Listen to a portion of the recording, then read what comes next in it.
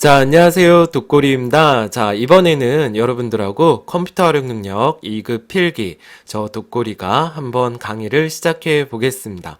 자, 이번에 할 거는 저번에는 한 단어씩 이렇게 동영상을 올렸는데, 이번에는 커마리 1급 워드처럼 한 과목씩 몽땅 묶어서 한번 강의를 해 보도록 하겠습니다.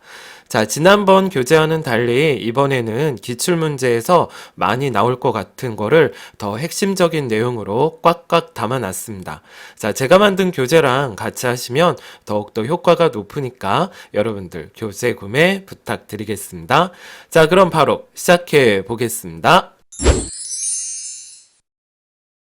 자, 첫 번째 컴퓨터 일반 핵심 요약 컴퓨터에 대해서 알아보도록 하겠습니다.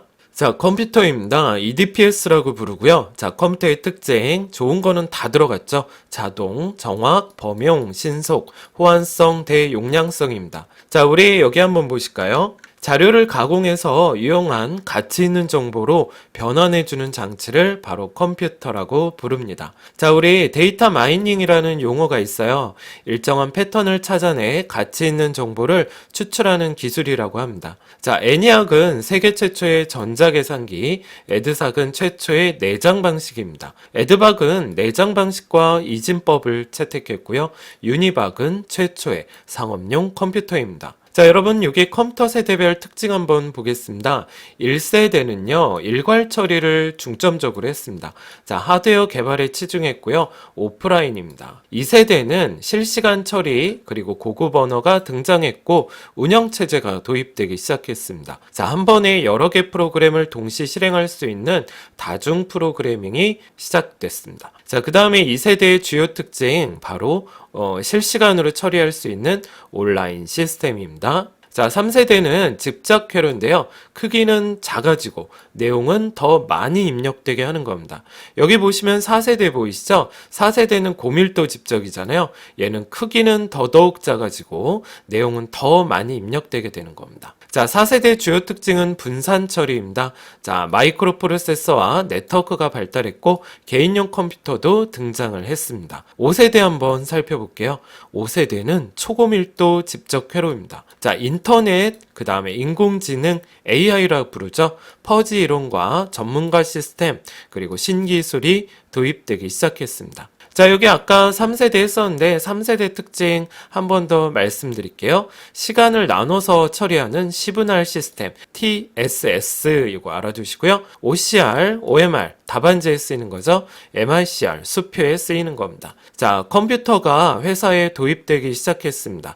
MIS 경영정보 기법이 시작된 세대입니다. 자, 그럼 이번엔 자료에 따른 분류해 보겠습니다. 디지털, 아날로그, 하이브리드 보이시죠? 자, 디지털 컴퓨터는 입력 형태가 셀 수 있는 숫자 문자고요. 아날로그는 연속적인 자료입니다. 그래서 출력 형태는 얘는 그래프고 얘는 숫자 문자입니다. 여기 보면 확연히 알 수 있는데 구성회로 보이시죠? 디지털 컴퓨터는 딱 값이 정확하게 나오는 논리회로고요. 아날로그는 파동처럼 생기는 증폭회로입니다. 제가 한번 그려봐 드리면 이렇게 딱딱 끊어지는 증폭회로는 심장박동 뛰듯이 이렇게 보이게 됩니다. 디지털 컴퓨터는 우리가 쓰는 범용 컴퓨터로 우리는 필요한 프로그램을 직접 설치를 해 주셔야 되고요. 아날로그는 특수 목적용입니다. 그래서 만들 때 미리 설치되어 있습니다. 그래서 만든 후에는 불필요하게 됩니다. 자, 이번엔 처리 능력에 따른 분류 보겠습니다. 자, 슈퍼, 메인 이렇게 나오죠. 자, 슈퍼는 높은 정밀도, 인공위성, 우주항공 이거고요. 메인 프레임은 대규모 시스템입니다. 수백 명의 사용자. 그리고 미니 컴퓨터는 중규모라 그래요. 학교나 연구소고요.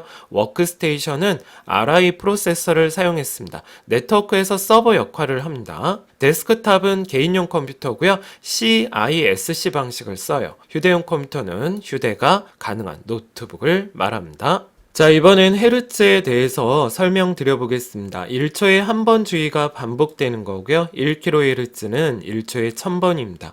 MIPS는 1초에 100만 개의 명령어가 실행되는 겁니다. 자, 플롭스 초당 부동소수점 연산 횟수를 말하고요. 자, 여기 옆에 보면 컴퓨터의 연산 속도 단위가 나오는데 여러분 제가 한번 읽어봐 드릴 테니까 메모를 한번 해보시고 암기를 해주시면 될 것 같습니다. 자, 따라해 보시죠. 밀리세컨드, 마이크로세컨드, 나노세컨드, 피코세컨드, 펜토세컨드, 아토세컨드입니다. 자, 처음에 밀리세컨드는 10의 마이너스 3승초예요. 얘가 1000분의 1초라는 거예요. 우리 숫자로 풀면은 0.001초를 말하는 거죠. 1세대 때도 엄청 빠른 겁니다. 자, 그 다음 세대로 갈 때마다 마이너스 3씩 이렇게 더해가면 됩니다. 그래서 마이크로 세컨드는 10의 마이너스 6승, 나노 세컨드는 10의 마이너스 9승, 피코 세컨드는 10의 마이너스 12승입니다. 펜토 세컨드는 마이너스 15승, 아토 세컨드는 마이너스 18승이 됩니다. 자, 정보 처리 형태에 따른 분류를 한번 보겠습니다. 자, 일괄 처리 보이시죠? 자, 일괄 처리는 한꺼번에 모아서 처리하는 1세대 방식입니다. 실시간 처리는 자료가 발생하자마자 즉시 처리하는 2세대 방식이고요. 우리는 온라인 방식이라고도 얘기를 합니다. 다중 프로그래밍, 한 번에 여러 개 프로그램 실행해 주는 거고요. 분산 처리, 작업을 나누어서 처리하는 4세대 방식입니다. 자, 옆에 보시면 동배관 처리 보이시죠? 내각 서버도 되고 클라이언트도 될 수 있는 방식을 얘기합니다. 인베디드, 응용 프로그램을 탑재해서 컴퓨터의 기능을 수행하는 방식입니다. 다중 처리 보이십니까? 여러 개의 CPU를 설치해서 실행하는 거고요. 클러스터링, 요거 별표해 주세요. 여러 대 컴퓨터를 단일 시스템으로 사용하는 기능을 말합니다. 자, 그 다음에 여러분 요거 헷갈릴 수 있는데 제가 잘 설명드려 볼게요. 중요합니다. 듀얼과 듀플렉스가 있습니다. 자, 듀얼은 두 개 CPU가 동시 동작하다가 하나가 고장나면 다른 컴퓨터가 그 계속 업무를 처리할 수 있는 방식입니다. 듀플렉스는요, 얘도 두 개의 CPU인데 하나가 실행하고 있다가 하나는 대기하고 있는 거예요. 그래서 한쪽이 고장이 나면 대기 중인 다른 컴퓨터가 그 기능을 수행할 수 있도록 하는 방식입니다. 자, 이제 자료 구성 단위 한번 살펴볼게요. 여러분, 비트 보이시죠? 비트는 0, 1 이렇게 한 자리 기억하는 단위입니다. 그래서 1비트가 요 하나 기억하는 거예요. 자, 그 다음에 니블 보이십니까? 니블은 4비트가 들고요. 바이트는 8비트가 듭니다. 여러분, 이 8비트부터 글자를 표현할 수 있어요. 문자를 표현해서 여러분, 글자와 글자가 모이면 뭐가 생기죠? 단어가 생기잖아요. 그래서 그 다음 단어가 워드고요. 그리고 이 단어가 특정 항목에 쓰이면 이거를 우리는 필드라는 항목으로 부릅니다. 그 다음에 필드가 있으면 자료가 생기죠. 이걸 레코드라고 부르고 레코드들이 모여서 블록이라고 부릅니다. 자, 그럼 이제 여러 개의 레코드들, 블록들이 모여서 파일이 생성이 되고 이 파일들이 모여서 데이터베이스, 자료의 최종 목적이 생기게 되는 겁니다. 자, 이번엔 자료 표현 코드를 보겠습니다. 아스키 코드 보이시죠? 데이터 통신용 코드입니다. 존 3개, 디짓 4개. 그래서 2의 7승, 2의 7승까지를 표현할 수 있다고 해요. 요게 7비트여서 그렇습니다. 그러면 컴퓨터에서 7비트인데 몇 가지를 표현할 수 있냐? 그래서 2의 7승, 128개를 표현하는 겁니다. FCD는 존 4개, 디짓 4개 하니까 총 8비트죠. 2의 8승 256가지를 표현할 수 있고요. 유니코드 1005-1이고요. 모든 문자를 2바이트로 표현하는 국제 표준 코드입니다. 자, 에러 체크 방식 한번 보실게요. 페리티는 에러 검출만 가능하고 그 다음에 해밍 코드는 에러 검출 및 교정을 할 수 있습니다. 여기 기수 체크, 우수 체크 있는데 이 기수라는 거는 1의 개수가 홀수 개가 되도록, 우수는 1의 개수가 짝수 개가 되도록 하는 겁니다. 정마크 부호 방식, 페리티 검사 코드 자체에서 이루어지는 거를 정마크라고 부르고요. 여러분, 요 CRC 체크 보이시죠? 다항식으로 하는 건데 여러분들 요것만 눈여겨서 보세요. CRC 체크는 우수합니다. 자, BSC 검사, 페리티의 단점을 보완한 검사입니다. 자, 우리 숫자 표현에서 고정소수점과 부동소수점이 있는데 고정소수점은 정수 표현하는 거예요, 여러분. 정수. 자, 정수를 표현하고 구조가 단순하고 속도가 빠릅니다. 이진 연산에서 부하 절대체, 1의 보수, 2의 보수 요 세 가지는 여러분들 알고 계셔야 돼요. 얘가 바로 음수 표현하는 방식입니다. 십진 연산에 팩과 언팩이 있습니다. 여러분 부동소수점에는 실수 표현입니다. 소수점 들어가는 숫자 표현하는 거고요. 매우 큰 수와 매우 작은 수를 표현합니다. 자, 부호 비트가 1비트가 있고요. 지수부 7비트, 가수부 이렇게 구성이 돼 있습니다. 여러분 요거 한번 설명드릴게요. 매우 큰 수랑 매우 작은 수가 뭐냐면 엄청나게 큰 수가 아니라 고정소수점이 만약에 뭐 9다. 그러면 부동소수점은 9.999999 이렇게 여러 개의 소수점으로 이루어진 숫자를 표현할 수 있다는 거예요. 이렇게 아시면 되게 암기가 빠르실 겁니다. 자, 진법 한번 설명드려보겠습니다. 우리 십진수라고 하는 거는 0에서 9까지의 총 10가지의 숫자를 이용하기 때문에 십진수라고 부르고요. 이걸 이진수로 바꾸는 방법은 십진수를 2로 나누어서 계속 나누어 떨어질 때까지 계산해주면 됩니다. 나머지만 취합하면 되고 밑에서 위로 취합해서 써주면 됩니다. 이진수는 0와 9일 두 개의 숫자를 쓰기 때문에 이진수입니다. 이걸 만약에 십진수로 바꾸겠다 하면 해당 자릿수의 오른쪽 숫자부터 1, 2, 4, 8 이렇게 들어가시면 돼요. 소수점 기준으로는 2분의 1, 4분의 1, 8분의 1 이렇게 들어갑니다. 그래서 1에 해당하는 숫자에 해당 숫자를 곱한 값들의 합을 구해주시면 됩니다. 여러분들 요것만 좀 눈여겨서 볼까요?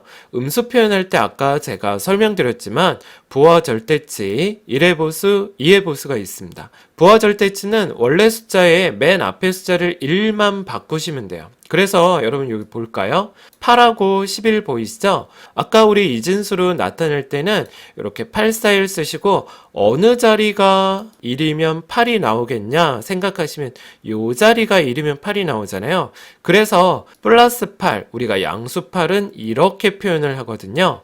부하 절대치는 맨 앞에 숫자만 1로 바뀝니다. 그래서 요 앞에만 1로 바꿔주고 나머지는 그대로 들어갑니다. 자, 그럼 1의 보수는 원래 수를 반대로 한다고 돼 있죠? 0을 1로, 1은 0으로 이렇게 합니다. 자, 원래 숫자가 이거잖아요. 요 숫자를 반대로 바꾸는 겁니다. 0000이니까 1111, 1000이니까 0111이 되는 겁니다. 2의 보수는 어떻게 하냐면 더 쉬워요. 1의 보수에다 더하기를 하면 되는데 여러분들 이 더하기를 할 때 주의하실 점이 우리가 이진수에서 1 더하기 1은 0이 돼요, 여러분. 하나 올라가서 1, 0이라고 부릅니다. 왜냐면 이진수는 표현하는 숫자가 0하고 1밖에 없어서 1 더하기 1하면 2가 나오질 않아요. 2를 표현할 수가 없어요. 그래서 1 더하기 1은 0이 됐다고 하나가 이렇게 올림수가 들어가는 겁니다. 아시겠죠? 자, 그래서 여기에다가 플러스 2를 하면은 자, 1 더하기 1은 뭐가 된다 그랬죠? 0이 되죠. 그리고 하나 올라가니까 또 1 더하기 1은 0, 또 하나 올라가니까 1 더하기 1은 0, 또 하나 올라가니까 1 더하기 0은 1이 되는 거죠. 그래서 요 숫자가 2의 보수가 되시는 겁니다. 자, 요건 한번 여러분들이 참고하시기 바랍니다. 자, 여러분 이번에는 중앙처리 장치에 대해서 배워보도록 하겠습니다. CPU라고 부르고요. 중앙처리의 세 가지 구성 요소는 레지스터, 제어, 연산입니다.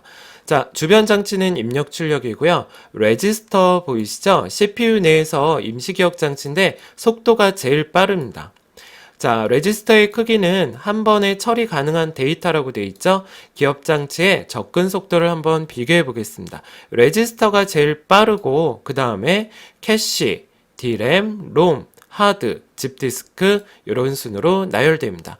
여기 보이시는 자기 테이프는 자료 보관 용도인 백업용으로 쓰입니다. 제어 장치 보이시죠? 컴퓨터의 모든 동작을 지시하고 제어하는 장치입니다. 프로그램 카운터는 다음에 실행할 명령어의 번지를 기억하고 명령어 레지스터는요, 현재 실행 중인 명령어의 내용을 기억합니다. 디코더는 해독하고요, 인코더는 각 장치로 보낼 제어 신호를 생성합니다. 메모리 버퍼 레지스터, MBR은 데이터를 기억하고 MAR은 주소를 기억하게 됩니다.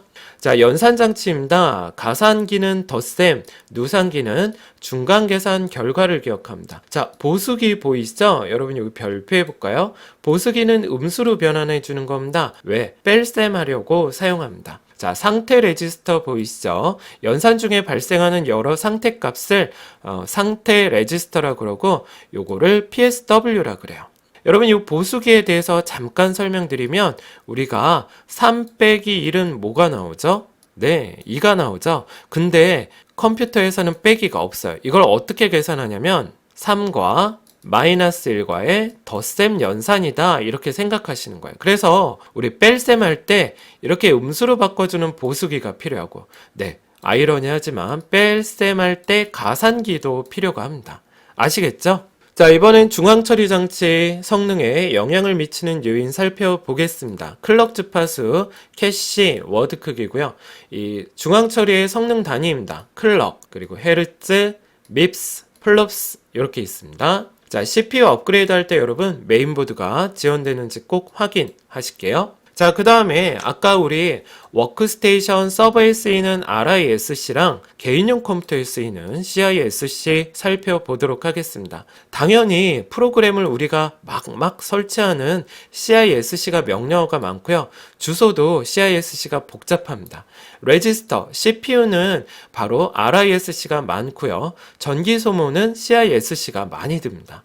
당연히 처리 속도는 서버로 쓰이는 RISC가 빠릅니다. 우리 서버 하면 뭐 생각하셔야 돼요?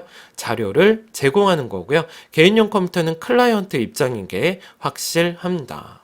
자, 주 기억 장치 한번 보겠습니다. 롬은 비휘발성 메모리고요. 바이오스 기본 입출력 시스템이 저장되고 글자 폰트랑 포스트, 파워 온 셀프 테스트, 전원이 켜지면 스스로 진단하는 자가 진단 프로그램이 저장되어 있습니다. 램은 휘발성이고요. 현재 사용 중인 프로그램이나 데이터가 저장이 됩니다. 자, D램하고 S램 보이시죠? D램하고 S램 비교를 좀 해볼게요. D램은 주기억 장치에 쓰이고 S램은 캐시 메모리에 쓰입니다. 이 S램이 가격이 비싸요, 여러분. 그리고 속도도 빠르고 전기 소모도 많이 듭니다. 알고 계셔야 됩니다. 자, 플래시 메모리 보겠습니다. 우리 EEPROM이라고 부르고요. MP3나 PDA, 디지털 카메라, SD카드로 쓰이고 전기를 이용하고 여러 번 읽고 쓰기 가능합니다. 마스크롬은 회사에서 한 번, 그리고 수정 못하고요. P롬은 사용자가 한 번, 그리고 수정을 못합니다. EPROM은 자외선을 이용하는 장치입니다. 자, 이번에는 캐시 메모리에 대해서 설명드려 보겠습니다. SRAM이라고 부르고요. CPU와 주기억 장치 사이의 위치에서 이 두 장치의 속도를 완충시켜서 속도를 높여주게 됩니다. 가상 메모리는 가짜예요. 보조기억 장치를 주기억 장치처럼 쓸 수 있게 합니다. 버퍼 메모리, 데이터를 주고받을 때 속도 차이를 해결하는 임시 저장 공간인데 여러분 쉽게 생각해 주시면 됩니다. 우리가 복사하기, 잘라내기, 붙이기 할 때 사용한다. 이게 바로 버퍼입니다. 연관 메모리 볼게요. 주소가 아닌 내용의 일부를 이용해서 데이터를 가져오는 방식입니다. 펌웨어 살펴보겠습니다. 하드웨어 동작을 지시하는 소프트웨어로 주로 롬에 저장되고요. 하드웨어 제어 및 관리를 합니다. 이 펌웨어에서 알아두셔야 될 거는 하드웨어 교체 없이 소프트웨어 업그레이드로 성능을 높일 수 있다는 아주 큰 장점이 있습니다. 메모리 용량이 부족할 때예요. 이럴 때는요, 여러분, 불필요한 프로그램 종료하고 가상 메모리를 조절하는데 제일 좋은 방법은 뭐예요? 램을 추가로 설치하는 겁니다. 자, 여러분 이번에는 보조기억 장치 보겠습니다. 비휘발성이고요. 주기억 장치 비해 속도가 느려요. 자, 기억 용량 단위인데 여러분 여기 보시면 킬로바이트 보이시죠? 얘가 1024바이트, 그래서 2의 10승 바이트라고 부릅니다. 자, 그러면 그 다음에 단위가 메가바이트인데 여기에서 여기로 이렇게 넘어갈 때 2의 10승씩 계속 더해져 가는 거예요. 그래서 메가바이트는 2의 20승, 기가바이트는 2의 30승, 테라바이트 2의 40승이고요. 페타바이트 2의 50승입니다. 엑사바이트 2의 60승이 됩니다. 자, 하드디스크 연결 방식인데 현재는 SATA 방식을 쓰고 있고 라이드 보이십니까? 여러 개의 하드디스크를 한 개의 하드디스크처럼 관리하는 방법입니다. 속도가 높아지고요. 안전하면서 복구가 쉽습니다. 우리 라이드 방법에 두 가지로 나누면 미러링과 스트라이핑이 있습니다. 미러링은 두 개 디스크에 동일하게, 스트라이핑은 나누어서 기록되고요. 이 스트라이핑 단점은 하나라도 손상되면 사용할 수가 없습니다. 자, 그 다음에 SSD 보겠습니다. 하드디스크와 달리 기계적 장치가 없는 반도체를 이용해서 저장하는데 부팅 속도가 정말 빠르죠. 5초 안에 끝나고요. 충격에 강합니다. 그래서 배드 섹터가 발생하지 않습니다. 발열과 소음, 전기가 적게 드니까 알고 계셔야 됩니다. 여러분 여기 파티션 보이십니까? 한 개의 하드디스크를 여러 개의 논리적 영역으로 나누는 작업입니다. 우리가 하드디스크 들어가면 컴퓨터가 C 드라이브, D 드라이브 이렇게 나눠져 있죠? 자, 그 다음에 광디스크는 기가바이트급의 대용량을 저장하고 블루레이는 이 DVD의 10배 정도를 기록할 수 있는 아주 큰 고선명 비디오 저장 매체입니다. 자, 입출력 장치 한번 보실게요. OMR이 답안지에 쓰이고요. OCR은 공공요금 청구서, 그쵸? 출력 장치에 플로터가 있습니다. 표시 장치는 모니터가 있는데 우리 LCD가 액정입니다. 유리판에 전기를 가하죠. 픽셀은 모니터 화면을 구성하는 가장 작은 단위로 우리 해상도는 선명도를 나타내요. 얼마만큼 선명하게 표시할지 나타내는 단위입니다. 자, 해상도는 픽셀 수에 따라 결정된다는 점 유념하시기 바랍니다. 자, 기타 장치 보겠습니다. 우리 메인보드 보이시죠? HP는 그래픽카드 끼는 데고요. 칩셋 별표해 주십시오.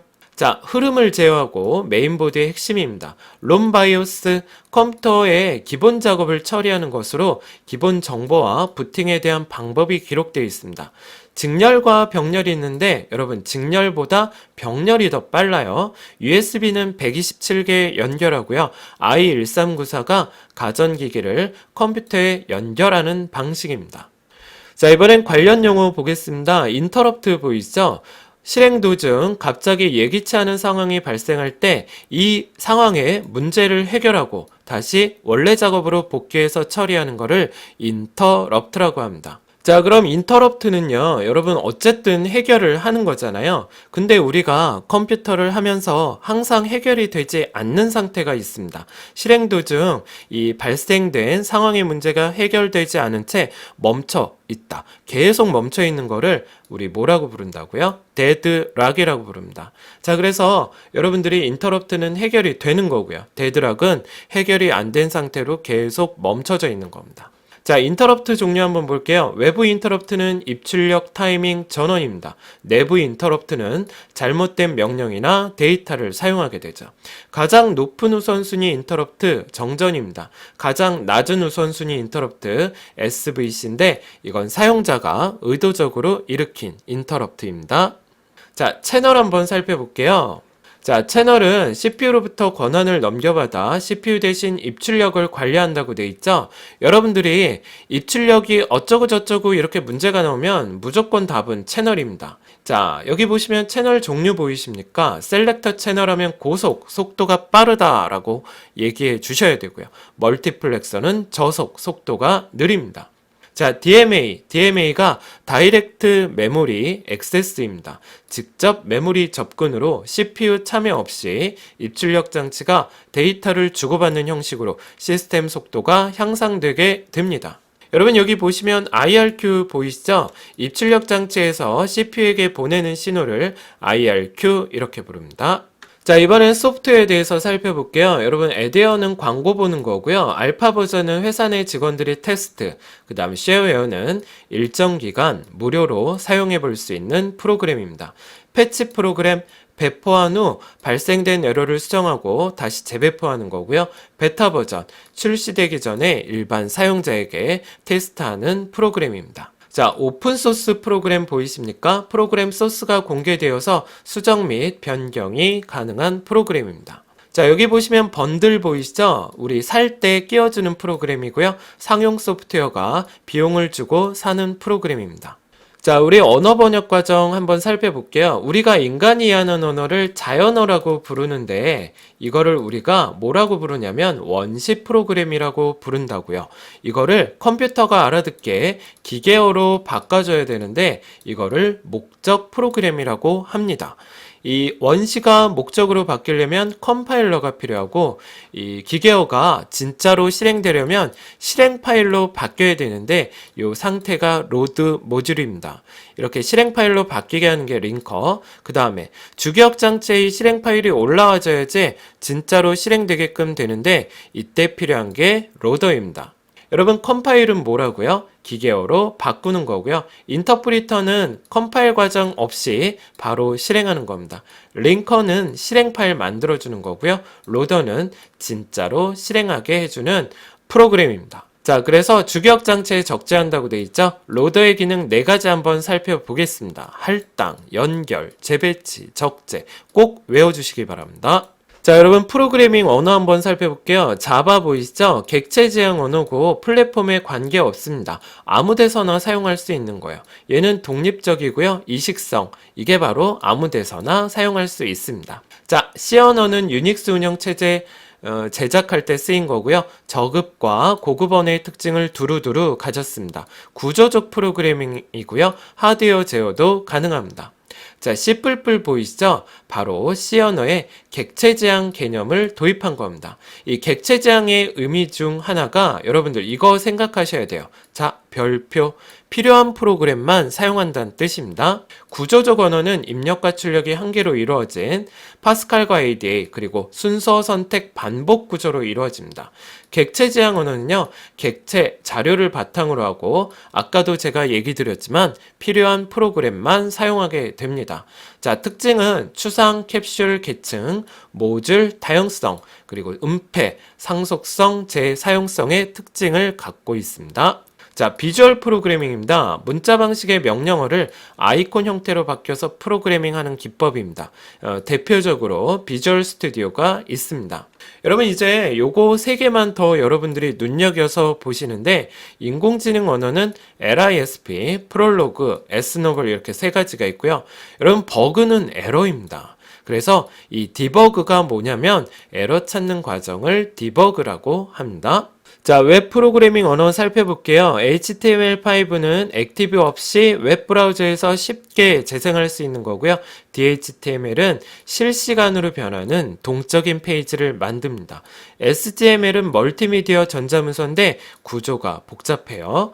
XML, 새로운 태그를 정의할 수 있는 확장의 개념이다 라고 생각하시고 WML, 이 W가 와이어레스입니다. 무선 단말기에. 그리고 UML, 모델링 언어고요. VRML, 3차원 가상세계 표현 언어입니다. 펄, 문자 처리가 강력하고 ASP, JSP, 서버 측에서 동작하는 겁니다. 자바, 아까처럼 분산 작업이 가능하도록 설계된 언어입니다. 자, 여러분 이번에는 운영체제 보겠습니다. 자, 운영체제 OS라고 부르고요. 자, 운영체제 목적 한번 살펴볼게요. 처리 능력은 높아져야 되고 응답 시간, 결과는 빨리 나와야 됩니다. 단축, 사용 가능도 증대, 많이 쓸 수 있어야 되고 신뢰도 향상, 컴퓨터에서 나온 결과는 믿을 수 있어야 됩니다. 자, 제어 프로그램과 처리 프로그램이 있는데 제어 프로그램은 3가지로 나뉘어집니다. 감시, 작업 관리, 데이터 관리입니다. 처리 프로그램은 또 언어 번역, 서비스, 문제 처리 이렇게 나눠집니다. 자, 발전 단계 보이시죠? 일괄 처리, 그 다음에 실시간, 그리고 다중 프로그래밍, 시분할, 다중 처리, 그리고 분산 처리입니다. 자, 윈도우즈 10의 특징 한번 살펴보겠습니다. 자, GUI 시스템입니다. 마우스를 이용하고요. 선저명 멀티태스킹입니다. 여러 가지 앱 실행 중 문제가 발생하면 강제로 종료할 수 있는 겁니다. 플러그 앤 플레이를 가지고요. OLE, 그림과 객체를 자유롭게 삽입할 수 있습니다. 255자 파일 이름을 쓸 수 있고 NTFS, 여러분 여기 별표 한번. 자, NTFS는 보안과 안정성, 속도가 뛰어납니다. 최대 크기는 256TB까지 차지할 수 있고 파일의 크기는 최대가 16TB입니다. 자, 여기 보시면 에어로 스냅과 에어로 쉐이크 보이시죠? 에어로 스냅은 창의 크기가 조정되는 겁니다. 윈도우 키 누르고 방향키, 상하 좌우 키 누르면 되고요. 에어로 쉐이크는 창의 제목 페이지를 흔들면 나머지 창이 최소화되는 겁니다. 자, 그럼 저랑 윈도우 키 누르시고 자, 한번 따라해 보시죠. 자, 여러분 요 제목에다 클릭 한 번만 해보시고요. 자, 저랑 같이 해볼까요? 윈도우 키 누르고 왼쪽 방향키 누르시면 창이 왼쪽으로 꽉 차지죠? 여기에서 윈도우 키 누르고 오른쪽 방향키 누르면 원래대로 돌아오고요. 다시 윈도우 키 누르고 오른쪽 방향키 누르면 오른쪽이 꽉 차지는 이런 크기를 가집니다. 다시 윈도우 키 누르고 왼쪽으로 오셨다가 원래대로 크기가 잡히면 윈도우 키 누르고 위 눌러볼게요. 어때요? 전체 화면으로 바뀌죠?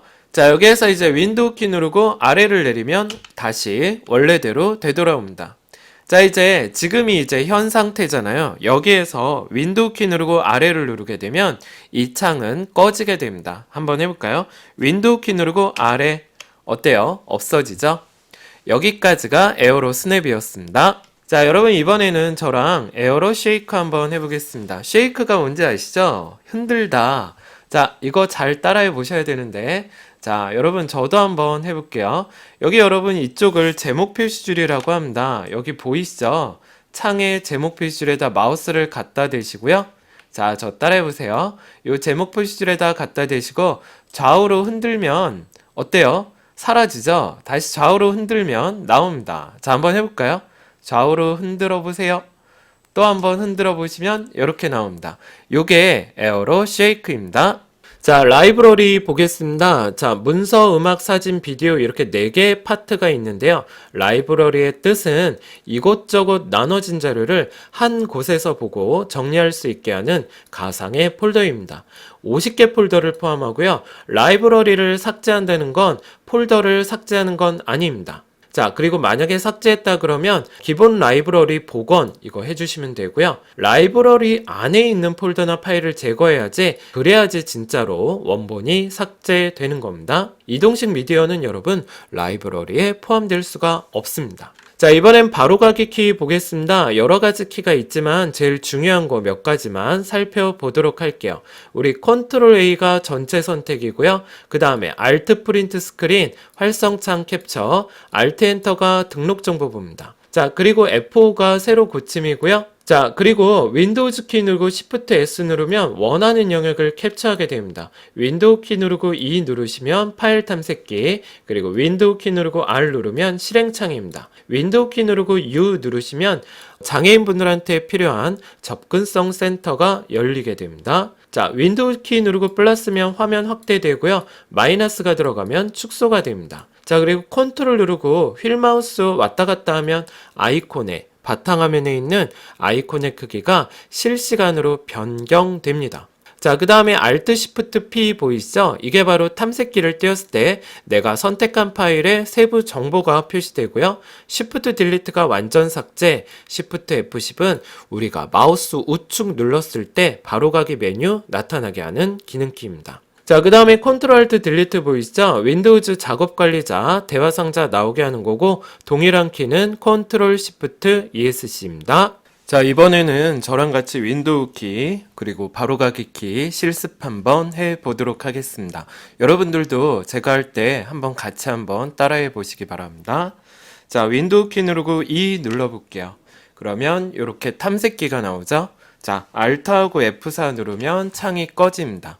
자, 그 다음에 윈도우 키 누르고 R 눌러볼게요. 자, 그럼 이렇게 실행창이 뜨죠? 네, X 누르시면 꺼집니다. 자, 그리고 윈도우 키 누르고 U 눌러볼게요. 그러면 접근성 센터 창이 나오고요. X 눌러보겠습니다. 자, 그리고 윈도우 키 누르고 V 눌러볼게요. 그러면 클립보드 창이 이렇게 보이게 됩니다. X 눌러볼게요. 자, 그러면 확대 한번 해볼게요. 윈도우 키 누르고 플러스 버튼 눌러보죠. 그럼 이렇게 확대가 되죠. 윈도우 키 누르고 빼기 눌러보면 이렇게 축소가 됩니다. 그죠? 플러스는 확대, 그 다음에 빼기는 축소입니다. 그 다음에 확대했다가 윈도우 키 누르고 ESC 눌러보시면 창이 원상태로 되돌아옵니다. 자, 그 다음에 윈도우 키 누르고 L 눌러보면 화면이 잠금 상태가 돼버립니다. 그래서 시작하고 싶으면 엔터나 마우스 클릭하면 이렇게 비밀번호 넣으라고 나오죠. 암호가 설정되어 있을 때고요. 여기다 암호를 넣어보도록 하겠습니다. 자, 엔터 눌러보면 로그인이 되시는 겁니다. 자, 그 다음에 할 거는 윈도우 키 누르고 D 눌러볼게요. 자, 제가 한번 해볼까요? 윈도우 키 누르고 D를 누르면 모든 창들이 최소화됐다가 다시 윈도우 키 누르고 D 누르면 원래대로 복귀가 됩니다. 한번 해보시죠. 윈도우 키 누르고 D, 윈도우 키 누르고 D. 자, 이렇게 왔다 갔다 하죠. 자, 이제 윈도우 키 누르시고요. Shift 누르시고 S를 한번 눌러보겠습니다. 자, 그럼 내가 원하는 부분만 캡처를 할 수 있어요. 이거 되게 좋은 기능이고요. 제가 참 많이 쓰는 기능입니다. 윈도우 키 누르고 Shift 누르고 S 누르시고 자, 이렇게 드래그하면 내가 캡처할 부분을 따로 선택할 수가 있죠. 마우스를 띄면 복사가 된 거고요. 자, 엑셀 창 한번 띄워서 아무데나 찍고 컨트롤 V를 누르면 내가 이렇게 캡처된 게 보이게 됩니다. 자, 이번에는 저랑 같이 Alt 키를 이용한 바로가기 키 연습해 보도록 하겠습니다. 자, 이렇게 창을 한번 띄워 주시고요. 창 띄운 다음에 Alt 스페이스바 눌러 볼게요. 이러면 이제 요게 창 조절 메뉴라 그러죠. ESC 한번 눌러 보겠습니다. 자, 그 다음에 이렇게 창 이렇게 나오면 요걸 우리가 활성창 그러는데 프린트 스크린 누르면 화면 전체가 캡처된다 그랬죠. 우리 이거 해보죠. Alt 누르고 프린트 스크린. 자, 그러면 이 창만 복사가 되고요. 자, 한번 테스트 해보죠. 엑셀 창 띄우고 아무데나 클릭하신 다음에 컨트롤 V 눌러볼게요. 어때요? 좀 전에 실행됐던 활성 창만 복사가 됩니다. 자, 그 다음에 등록 정보 한번 표시해 볼게요. 우리 속성이라고 부르는 건데 여러분 여기 내 PC라고 보이시죠? 얘 한번 클릭해 볼게요. 제가 얘 클릭하고 Alt 엔터. 자, 그러면 이렇게 시스템에 대한 속성이 다 보이죠? Alt 엔터는 등록 정보 속성이 선택한 객체의 속성이 표시가 되는 겁니다. 자, 그럼 이렇게 떴으면 Alt하고 F4 눌러보죠. 어때요? 창이 꺼지죠? 자, 그 다음에 파일을 하나 선택한 다음에 Alt P 눌러볼게요. 그러면 파일 탐색기에서 미리 보기 이렇게 파일의 내용이 보이는 거고요. 자, 그 다음에 Alt Shift P 눌러볼게요. 그러면 파일의 세부 정보가 이렇게 나오시게 됩니다. 자, 이번에는 Alt 누르시고 탭 한번 눌러볼게요. Alt 누르고 탭을 누르면 화면 중앙에 이렇게 작업 목록 창이 뜹니다. 내가 지금 어떤 작업들을 하고 있는지 목록이 뜨면서 Alt 누른 다음에 탭만 눌렀다 뗐다 하면 이렇게 원하는 작업으로 바뀔 수가 있습니다. 이렇게 바뀔 수가 있습니다. 자, 또 하나 Alt 누르고 ESC를 눌러보면 순서대로 창이 이렇게 바뀝니다. Alt 누르고 ESC를 누르시면 열려진 창들을 순서대로 전원할 수 있습니다. 자, 이제 Ctrl Alt Delete 눌러볼게요. 여기에서 이제 운영체제에서 배울 자, 선저명 멀티태스킹 기능을 할 수 있는 겁니다. 그래서 여기에서는 문제가 되는 프로그램을 강제로 종료할 수 있습니다. 자, 이거랑 비슷한 키 Ctrl Shift ESC 눌러보겠습니다. 얘는요, 바로 작업관리자로 이렇게 들어가시게 됩니다.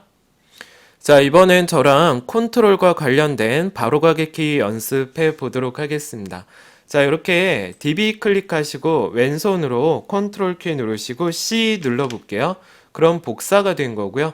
자, 요 안에다 클릭하고 컨트롤 V를 누르면 이렇게 복사가 된 겁니다. 그래서 컨트롤 C는 복사하기, 컨트롤 V는 붙여넣기입니다. 자, 그 다음에 이 복사본 보이시죠? 얘 클릭하고 지워볼게요. 컨트롤 D 누르면 휴지통으로 지워집니다. 제가 여기 휴지통 창 띄운 거 보이시죠? 좀 전에 컨트롤 D를 누르니까 이렇게 휴지통으로 지워진 거고요. 자, 이 휴지통으로 들어간 건 이렇게 클릭하신 다음에 오른쪽 버튼 누르면 복원이라는 메뉴로 복구할 수도 있고 여기서 삭제를 누르면 완전히 지워지게 됩니다. 자, 복원 한번 해볼게요. 네, 여기 살아났죠? 자, 그 다음에 컨트롤 X 해보겠습니다. 요거 클릭하시고 컨트롤 X. 자, 그럼 이게 잘라내기고요. 밖에 클릭하고 요 휴지통으로 들어오시고 컨트롤 V. 그러면 여기 했던 게 이쪽으로 옮겨가게 됩니다. 자, 그럼 복사하는 거 다른 기능도 해볼게요. DB 찍어보시고요. 컨트롤 인서트. 그 다음에 여기에다 클릭하시고 Shift Insert 하면 이렇게 복사가 됩니다. 그죠? 컨트롤 C랑 컨트롤 V의 또 다른 키, 컨트롤 C 복사하기와 똑같은 키는 컨트롤 인서트이고요. 컨트롤 V와 똑같은 키는 Shift Insert입니다. 자, 그 다음에 휴지통 클릭하시고요. 컨트롤 F4 눌러보겠습니다. 자, 그 다음에 창을 한번 닫아볼게요. 저희 한글 2010 한번 열어보고요. 이게 이제 한글 2010 문서창이잖아요. 요거를 한번 닫아볼게요. 자, 새 문서 한번 눌러보시고요. 자, 이렇게 문서창이 열리면 컨트롤 F4 눌러보겠습니다. 어때요? 닫아지죠? 자, 그럼 엑셀도 한번 띄워볼게요. 엑셀 창을 띄워주시고 새 문서 이렇게 들어가 볼게요. 자, 해볼까요? 컨트롤 F4 어때요? 꺼지죠? 자, 그 다음에 컨트롤 ESC 눌러보겠습니다. 시작 메뉴 나오죠? 컨트롤 ESC 또 눌러보면 없어지죠.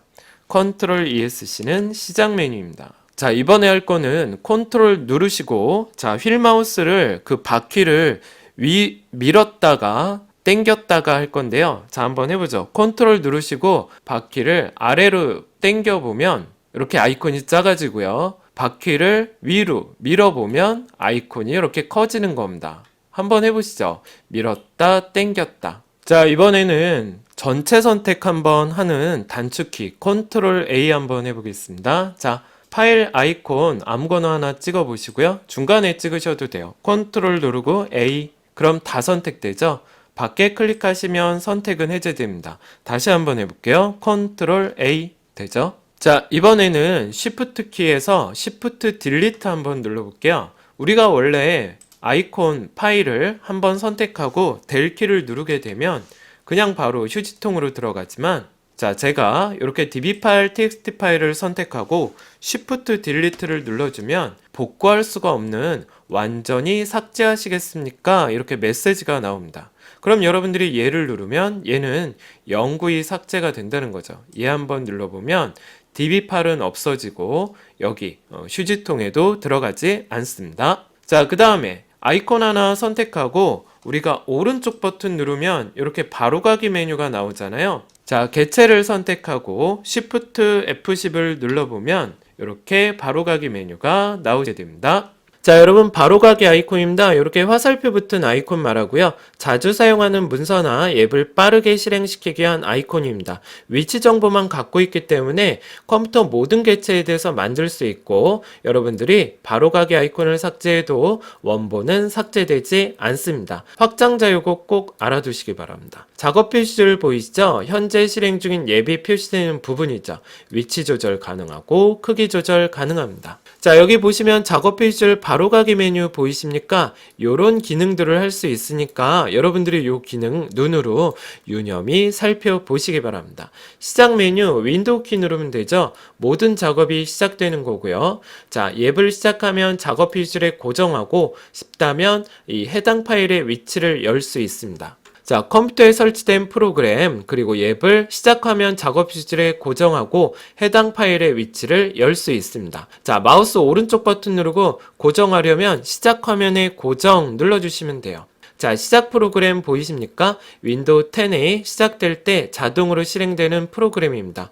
윈도우 키 R 누르고 이렇게 Shell Startup 누르시면 시작 프로그램 폴더에 프로그램 등록을 할 수 있는 창이 나오시게 됩니다. 자, 레지스트리입니다. 컴퓨터에 설치된 모든 하드웨어와 소프트웨어 실행 정보를 한 군데에 모아 관리하는 데이터베이스입니다. 자, 여기 보시면 regedit 또는 msconfig 입력 후 실행할 수 있고요. 레지스트리에 이상이 생기면 치명적인 손상이 생길 수 있습니다. 변경할 때 여러분들 백업은 필수라는 거 알고 계셔야 됩니다. 작업관리자 응답하지 않은 프로그램 종료할 때 사용하고요. 이거를 우리는 아까도 얘기 드렸지만 선저명 멀티태스킹입니다. 파일 탐색기, 시스템의 모든 디스크 드라이브, 파일 폴더를 관리할 수 있는 기능인데요. 폴더의 생성과 데이터 이동 복사, 삭제 작업을 할 수 있는 계층적 구조를 가집니다. 자, 바로가기 창이 있는데 이렇게 바로가기 보이시죠? 자, 자주 사용하는 파일과 폴더, 그리고 최근에 사용한 파일과 폴더가 표시가 됩니다. 자, 이렇게 보이시는 겁니다. 자, 그래서 여기에서 제거하고 싶다, 나 이 목록 제거하고 싶다 그러면 여기에서 오른쪽 버튼 누르시고 즐겨찾기에서 제거 눌러주시면 됩니다. 자, 그리고 리본 메뉴 있는데요. 여러 개의 탭으로 구성되고 파일, 홈, 공유, 보기로 구성되고요. 선택한 파일에 따라 탭 메뉴가 각각 다르게 나타나게 됩니다. 자, 여러분 탐색기 보시면 요 표시가 있어요. 그죠? 아래로 향하는 화살표가 있다면 하이 폴더가 표시된 상태를 말해요. 그래서 이 화살표를 누르게 되면 이 오른쪽 화살표로 바뀌고 표시되었던 하이 폴더가 숨겨집니다. 자, 오른쪽으로 나왔던 화살표가 있다면 이거는 하이 폴더가 표시가 안 된 상태를 말하고요. 이 단추를 눌렀을 때 아래쪽으로 향하는 표시로 바뀌고 하이 폴더가 표시가 됩니다. 자, 선택된 폴더에서 오른쪽 방향키를 누르면 축소되어 있다가 확장되고요. 아니면 하이 폴더가 선택되게 됩니다. 자, 왼쪽 방향키를 누르면 선택한 폴더의 확장이 축소가 되고 축소가 된 상태라면 상위 폴더가 선택이 됩니다. 별표를 누르게 되면 모든 하위 폴더가 한 번에 표시가 됩니다. 자, 그리고 우리가 메뉴에서 점점점 뒤에 나타나면 이 점점점 표시는 대화 상자가 나타나겠다라고 생각이 되셔야 됩니다. 자, 윈도우 키 누르고 R 누르셔서 원래 있던 내용은 지워주시고요. 여기에 쉘 그리고 컬론 스타트업 이렇게 치시면 돼요. 그래서 확인 한번 눌러보시면 자, 이렇게 시작 프로그램 창이 뜨게 되어 있습니다. 자, 이번엔 레지스트리 들어가는 것 좀 한번 해 보도록 하겠습니다. 윈도우즈 키 누르시고 R 누르신 다음에 여기에다가 레지 에딧 써볼게요. 전에 있던 건 지워주시고 레지 에딧 이렇게 써보겠습니다. 자, 확인 한번 눌러보겠습니다. 아까 말씀드린 레지스트리 편집기가 이렇게 실행이 됩니다. 자, 이제 그 다음에 자주 사용하는 폴더랑 최근에 사용한 파일 보이시죠? 이 목록을 지우는 거 한번 해볼게요. 자, 내가 만약에 이 OA 폴더를 화면에서 즐겨찾기, 자주 사용하는 폴더에서 없애고 싶다 그러면 이렇게 클릭하시고요. 오른쪽 버튼 누르시면 여기 메뉴에 즐겨찾기의 제거라고 있습니다. 요거 눌러주시면 됩니다. 그러면 이거는 여기 자주 사용하는 폴더에 없어지는 거지 지워지는 건 아닙니다. 자, 이번에는 최근에 사용한 파일 보이시죠? 여기 보시면 이렇게 그동안 사용했던 파일이 쭉 나오는데 20개 정도가 나오고 있고요. 내가 이 목록을 지우고 싶다 그러면 이 목록 이름에 오른쪽 버튼 누르시고요. 아까처럼 즐겨찾기의 제거 눌러주시면 돼요. 그러면 이게 이렇게 목록에서 없어집니다. 자, 이번에는 여러분 요 문서 폴더 보이시죠? 요 화살표 한번 눌러볼까요? 요 화살표를 누르게 되면 이렇게 아래쪽으로 향하게 되고 이 문서에 대한 하이가 열리죠. 자, 커마리 1급 실기도 해보겠습니다. 여기 오른쪽으로 향하는 화살표를 눌러보면 하이 폴더가 보여지고 그 다음에 다시 아래쪽 화살표로 바뀌게 되죠. 그러면 아래쪽 화살표를 누르게 되면 하이 폴더가 숨겨지고 다시 오른쪽 화살표로 바뀌어지게 됩니다. 자, 그럼 커마일 1급 실기를 클릭하신 다음에 여러분 키보드에 별표를 누르시게 되면 이 커마일 1급 실기에 대한 모든 하이 폴더가 한꺼번에 열리게 됩니다. 자, 그 다음에 이제 커마일 1급 실기를 선택하시고요. 오른쪽 방향키를 누르면 이렇게 하이 폴더로 움직이고 왼쪽 방향키를 누르면 상위 폴더로, 그죠? 이렇게 닫혀지면서 위로 올라가죠? 그래서 여러분들 여기에서 알아둘 건 왼쪽 방향키를 눌렀을 때 하이 폴더가 열려져 있으면 닫혀지고 하이 폴더가 없으면 표시되지 않았다면 상위 폴더로 이동하시게 됩니다. 자, 이번엔 옵션 단추 보겠습니다. 이렇게 동그라미 버튼을 선택하면 점 찍히는 게 옵션이고요.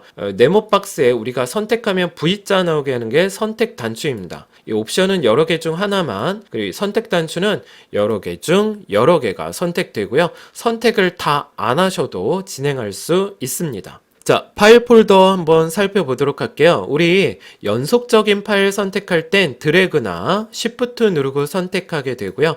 비연속적인 파일은 컨트롤 누르고 클릭합니다. 같은 드라이브끼리 복사는 컨트롤 누르고 드래그 앤 드롭, 다른 드라이브끼리 이동은 Shift 누르고 드래그 앤 드롭입니다. 나머지는 다 드래그입니다. 자, 파일 및 폴더입니다. 파일명은 255자 사용 가능하다고 돼 있죠? 확장자는 파일의 성격을 나타냅니다. 자, 우리 파일에 속성창 들어가면 일반이 있는데 일반에서는 연결 프로그램을 정할 수 있습니다. 그리고 압축 또는 암호화 특성이라 그래가지고 디스크 공간을 절약할 수 있고 읽기 전용과 숨김 속성도 지정할 수 있습니다. 자, 그 다음에 여기 자세히 보이시죠? 자세히에서 이 파일의 제목 주제 태그 만든 이의 속성을 확인하거나 제거할 수가 있습니다. 자, 폴더 살펴보겠습니다. 관련된 파일을 모아놓은 곳으로 동일한 위치에는 동일한 이름의 폴더는 있을 수 없습니다. 우리 폴더 만들 때 Ctrl Shift N이고요. 이름 바꿀 때는 F인데 한 번에 하나씩밖에 바꿀 수 없습니다. 자, 일반에서 할 수 있는 거는 여기에서도 읽기 전용과 숨김 속성 정할 수 있고 공유에서 폴더의 공유를 설정할 수가 있습니다. 그리고 사용자 지정 보이시죠? 여기에서 폴더의 유형과 그리고 폴더의 아이콘 모양을 바꿀 수 있다는 거 알고 계시기 바랍니다. 자, 여러분 이번에 살펴볼 건 휴지통입니다. 자, 리사이클 빈 보이시죠? 삭제된 파일이나 폴더가 임시로 보관되는 장소로 복구가 가능합니다. 자, 휴지통 이름은 변경 가능하지만 휴지통 내에 있는 파일 이름은 변경 불가능합니다. 보통 5에서 10%고 용량이 초과되면 가장 오래전에 삭제된 파일부터 제거가 됩니다. 완전 삭제가 된다는 겁니다. 자, 휴지통에 보관되지 않는 경우 자, USB 도스 네트워크에서 또 Shift 딜리트로 삭제했을 때입니다. 휴지통 속성창에서 바로 제거를 선택했을 때, 크기가 0%였을 때, 비웠을 때, 그리고 같은 이름으로 덮어 썼을 때입니다. 자, 여러분 여기 인쇄 보이시죠? 로컬은 컴퓨터에 직접 연결된 거고 기본 프린터는 인쇄 명령 시 자동으로 인쇄 작업을 수행하는 프린터로 기본 프린터는 한 개만 지정할 수 있습니다. 스풀은 병행 처리로 컴퓨터 처리 효율이 높아지고 속도는 빨라지지 않는다는 특징 알고 계시기 바랍니다. 자, 인쇄 관리자 볼게요. 인쇄 관리자, 인쇄 명령 시 알림 영역에 프린터 모양이 표시되고요. 인쇄가 완료되면 이 아이콘은 사라집니다. 자, 인쇄를 시켰다가 다시 재인쇄할 수 있고요. 중간에 강제도 종료할 수 있고 잠시 중지도 가능합니다. 강제로 인쇄 작업도 종료할 수 있으니까 알아두시기 바랍니다. 자, 프린터 공유하는 방법 중요합니다, 여러분. 프린터 속성의 공유 탭에서 한다는 거 잊지 마십시오. 자, 여러분 이번에는 휴지통 창을 한번 띄워봤습니다. 휴지통 속성이고요. 여러분들 여기에서 이제 알아둘 거는 여러분들이 이 휴지통은 최대 크기가 있고요. 그 다음에 파일을 휴지통에 버리지 않고 바로 제거라는 속성도 있습니다. 삭제 확인, 대화 상자도 표시할 수 있습니다. 자, 윈도우 키 누르고 R 누르셔서 원래 있던 내용은 지워주시고요.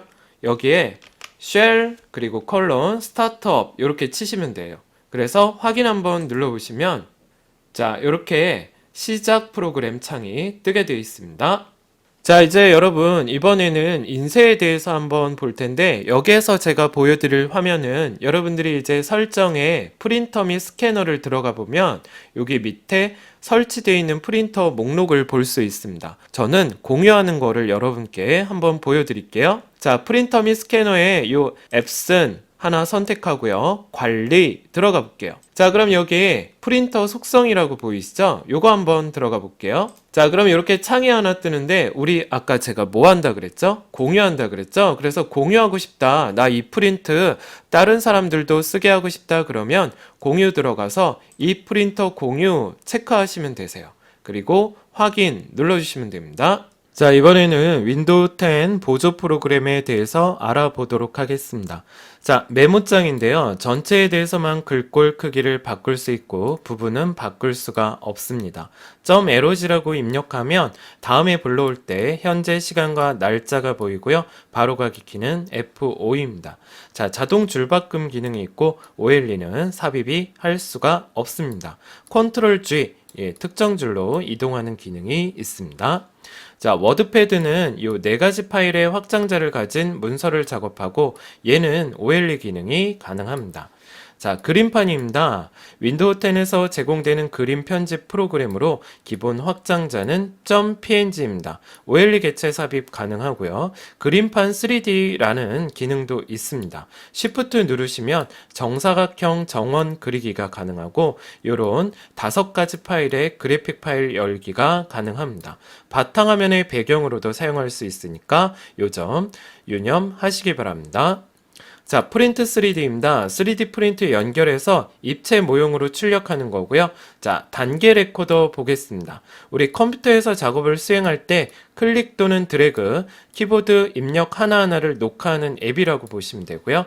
MHTM입니다. 자, 빠른 지원입니다. 다른 사용자 컴퓨터에 접속해서 상대방 문제 해결을 할 수 있도록 하는 앱이고요. 원격 데스크탑 연결은 다른 컴퓨터에 연결해서 그 해당 컴퓨터에 있는 앱, 파일, 네트워크, 리소스에 액세스하는 기능이다 라고 봐주시기 바랍니다. 자, 컴퓨터 시스템의 여러가지 각종 설정을 살펴보겠습니다. 윈도우 10 설정 실행인데요. 여러분들 설정 들어가는 방법은 윈도우즈 키 누르고 I, 윈도우즈 키 누르고 X하고 N 차례대로 눌러주시면 됩니다. 아니면 브라우저 주소 표시줄에 ms-setting: 이렇게 입력하고 엔터 누르면 설정 창이 뜨게 됩니다. 자, 그래서 여러분들 설정창 들어가시면 요 화면이 뜨게 되거든요. 요 시스템부터 업데이트 보안, 개인정보, 네트워크 인터넷입니다. 저랑은 요 항목 하나하나에 대해서 살펴보는 시간을 가져보도록 하겠습니다. 여러분들 이 파트 공부하는 방법의 가장 핵심은 만약에 내가 시스템을 공부한다 그러면 시스템에서 무엇을 할 수 있는지 이거를 계속 눈여겨 보시기 바랍니다. 제가 항상 얘기 드리지만 공부의 방법은 반복이 최고입니다. 자, 시스템 부분 살펴보도록 하겠습니다. 디스플레이에서는 해상도와 예배 크기, 그리고 디스플레이 방향을 설정할 수 있고요. 야간 모드라고 해서 차가운 빛을 밤에는 눈에는 편한 따뜻한 색으로 바꿔주는 겁니다. 자, 소리 보이시죠? 입력과 출력 장치 설정하고 볼륨을 조절할 수 있습니다. 알림 및 작업 잠금 화면에 알림을 표시하는 거고요. 윈도우즈 팁 표시하는 겁니다. 전원 및 절전은 화면 다음 시간이 경과하면 끄도록 절전 모드를 설정할 수 있습니다. 저장소, 임시 파일과 휴지통 파일 제거하는 거고요. 집중 지원. 자, 중요한 작업할 때 알림의 방해를 받지 않도록 설정하는 파트입니다. 원격 데스크탑, 원격에서 이 PC에 연결하고 제어할 수 있습니다. 자, 정보 탭에서는 현재 정보, 바이러스 방화벽 계정 보호 이거를 확인할 수 있고요. 장치 사양 및 윈도우즈 사양을 확인할 수 있습니다. 자, 개인 설정입니다. 배경에서는 배경화면과 고대비를 설정할 수 있고요. 잠금 화면은 화면 보호기, 그리고 잠금 화면에 사용할 앱을 선택할 수 있습니다. 색은 데스크탑과 배경색 설정할 수 있고 아울러 작업 표시줄 색상까지 바꿀 수 있습니다. 자, 개인 설정의 작업 표시줄에는 잠금과 숨기기, 위치, 그리고 단추 하나로 표시, people. 자, 여러분 people 생소하시죠? 바로 연락처를 표시하는 people을 표시할 수 있습니다. 자, 이번에는 게임 파트입니다. 게임바를 사용해서 게임 클립, 스크린샷, 그 다음에 브로드캐스트 레코드를 할 수 있고요. 캡처입니다. 스크린샷 및 게임 클립을 통해 게임을 캡처하는 거죠. 브로드캐스팅, 방송이라 생각하시면 되고요. 게임의 모양을 제어하게 됩니다. 자, 게임 모드입니다. 게임 모드를 켜면 이 윈도우즈가 PC를 게임 플레이에 최적화를 시켜줍니다. 자, 이번에는 업데이트 보안 살펴볼게요. 윈도우즈 업데이트. 자, 윈도우즈 업데이트 정보인데요. 스토리지 점검도 하고 OS 빌드 정보가 나타나게 합니다. 자, 전송 최적화 보겠습니다. 다른 PC에서 다운로드 허용을 켜고 끌 수 있고 윈도우즈 보안입니다. 장치의 보안 및 상태를 관리하게 됩니다. 복구, 이 PC의 초기화, 처음으로 되돌리는 거죠. 그리고 고급 시작 옵션에서는 USB나 DVD로 부팅할 수 있게끔 하는 겁니다. 그리고 복구 드라이브도 만들 수 있습니다. 자, 백업입니다. 파일의 히스토리를 사용해서 백업할 수 있고, 자, 윈도우즈 이전 버전에서 여러분들이 윈도우즈 10으로 업그레이드 하셨다면 이전 백업도 가능한 부분입니다. 자, 정품 인증입니다. 정품 인증 정보도 나오고 업그레이드 그리고 마이크로소프트 계정 추가 파트가 바로 여기 있습니다. 내 장치 찾기인데요. 장치를 분실했을 때 장치의 위치를 추적해 주는 기능입니다. 자, 장치입니다. 블루투스 및 기타 디바이스인데요. 블루투스 또는 기타 장치를 추가할 수 있습니다. 프린터 스캐너 그리고 오디오 연결 제어를 할 수 있고요. 프린터 및 스캐너에서는 바로 프린터와 스캐너를 추가할 수 있습니다. 마우스에서는 왼손잡이, 오른손잡이 할 수 있고 한 번에 휠 마우스를 끌고 당겼을 때 스크롤 할 수 있는 줄수를 선택할 수 있습니다. 자동 실행 보이시죠? 모든 미디어 장치의 자동 실행을 사용하는 것을 켜고 끌 수 있습니다. 자, 예 보겠습니다. 예. 자, 이제부터 윈도우 10부터 우리 프로그램 대신 앱이라는 말을 많이 쓴다고 했죠. 앱 및 기능에서는 컴퓨터에 설치된 앱을 제거하거나 수정 또는 가져올 위치를 선택할 수 있습니다. 기본 앱 요거 별표해 주시죠. 자, 컴퓨터에서 이루어지는 작업들에 대한 기본 앱을 설정합니다. 뭐 예를 들어서 메일, 뷰어, 비디오 이렇게 있습니다. 자, 시작 프로그램인데요. 우리가 로그인 시작할 때 앱이 시작할 수 있도록 어떻게 시작하도록 자동으로 시작할 수 있도록 백그라운드 작업이 실행될 때 시작할 수 있도록 설정해 주는 곳입니다. 자, 이번엔 접근성 보겠습니다. 디스플레이에서는 텍스트 확대를 할 수 있고요. 커서 및 포인터에서는 마우스의 포인터의 크기를 잡을 수 있습니다. 색상 필터는 사진 및 색을 보기 쉽게 바꿔주고요. 내레이터, 화면의 내용을 설명하는 화면 읽기 프로그램으로 여러분 윈도우 키 누르고 컨트롤 엔터 누르면 내레이터가 실행이 됩니다. 자, 돋보기는 확대, 고대비는 텍스트와 앱을 보기 쉽게 설정해 주는 겁니다. 음성 명령은 키보드 대신 말하는 걸로 윈도우 키 누르고 H 누르시면 됩니다. 아이 컨트롤입니다. 시선 추적 기술을 이용해서 마우스와 화상 키보드를 제어할 수 있고 텍스트 음성 변환하는 TTS 기능이 있습니다. 자, 전화입니다. 전화 안드로이드 아이폰 연결해서는 사용자의 PC에 바로 문자를 보내고 최근 사진을 볼 수 있는 겁니다. 자, 계정 탭에서는 사용자 정보입니다. 관리자, 로컬 계정 정보 확인할 수 있고요. 이메일 및 계정에서는 이메일 일정, 연락처에서 사용하는 계정 추가를 할 수 있죠. 회사 학교 계정도 추가 가능합니다. 로그인 옵션입니다. 로그인 방법인데요. 여러분, 얼굴, 지문, 핀, 보안키, 비밀번호, 사진 암호 이렇게 해서 로그인 할 수 있다는 겁니다. 자, 그 다음에 검색입니다. 사용 권한과 기록인데 여러분들이 유해 정보를 차단하는 곳이 바로 요 사용 권한 기록에서 한다는 거 잊지 마시기 바랍니다. 자, 세 가지가 있어요, 여러분. 엄격, 중간, 끔. 그리고 클라우드 컨텐츠도 검색할 수 있는데 우리 원드라이브랑 아웃룩에서 할 수 있는 겁니다. 윈도우즈 검색입니다. 인덱싱 상태 그리고 내 파일 찾기인데요. 이 클래식과 고급이 있습니다. 여기 보시면 클래식은 라이브러리 바탕화면에서 찾는 걸 말합니다. 자, 네트워크 및 인터넷은요, 상태 탭이 있습니다. 여기에서는 네트워크의 상태와 그리고 네트워크 설정 변경을 할 수 있습니다. 이더넷은 컴퓨터가 현재 연결된 네트워크 통신망을 볼 수 있고 데이터 사용량입니다.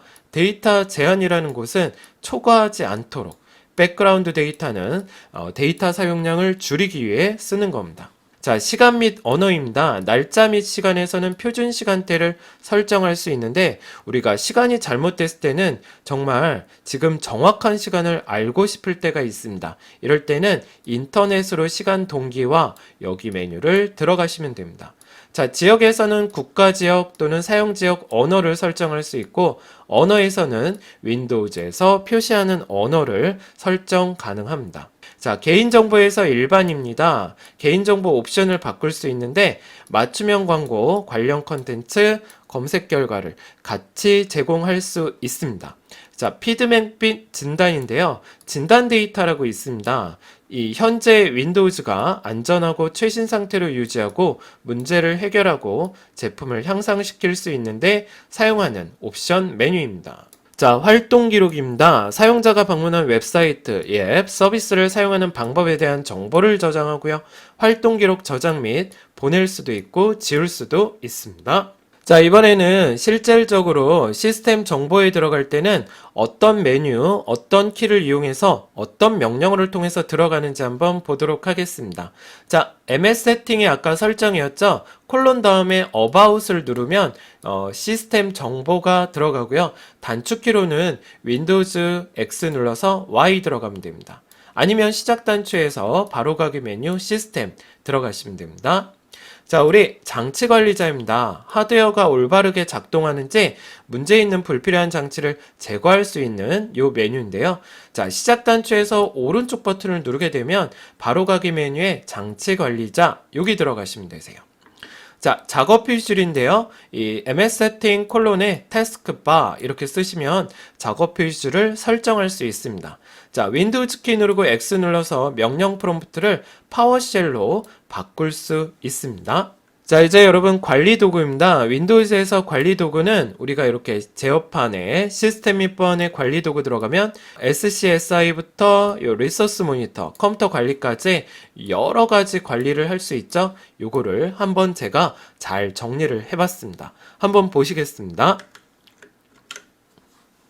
자, 드라이브 조각모 및 최적화, 컴퓨터 속도를 빨라지게 하는 거고요. 리소스 모니터, CPU 및 메모리 사용 현황을 그래프로 표시해 줍니다. 디스크 정리입니다. 자, 불필요한 파일을 삭제 후 공간을 늘려주게 됩니다. 자, 시스템 정보를 들어가게 되면 자, DMA 충돌 이런 정보, 하드웨어 리소스를 볼 수 있고 설치된 하드웨어 구성 요소 탭이 있습니다. 자, 환경 변수 및 윈도우즈 오류 보고를 볼 수 있는 소프트웨어 환경 이렇게 세 가지로 구성이 되어 있습니다. 자, 작업 스케줄러입니다. 지정한 시간에 컴퓨터에서 수행되는 작업을 생성하고 이거를 관리할 수 있습니다.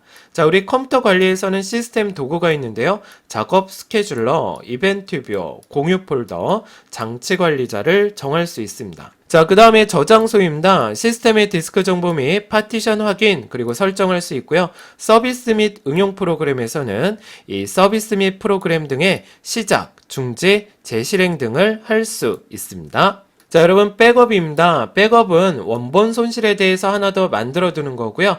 복구는 윈도우를 초기화해서 문제 해결을 위해서 다양한 옵션을 제공하는 메뉴입니다.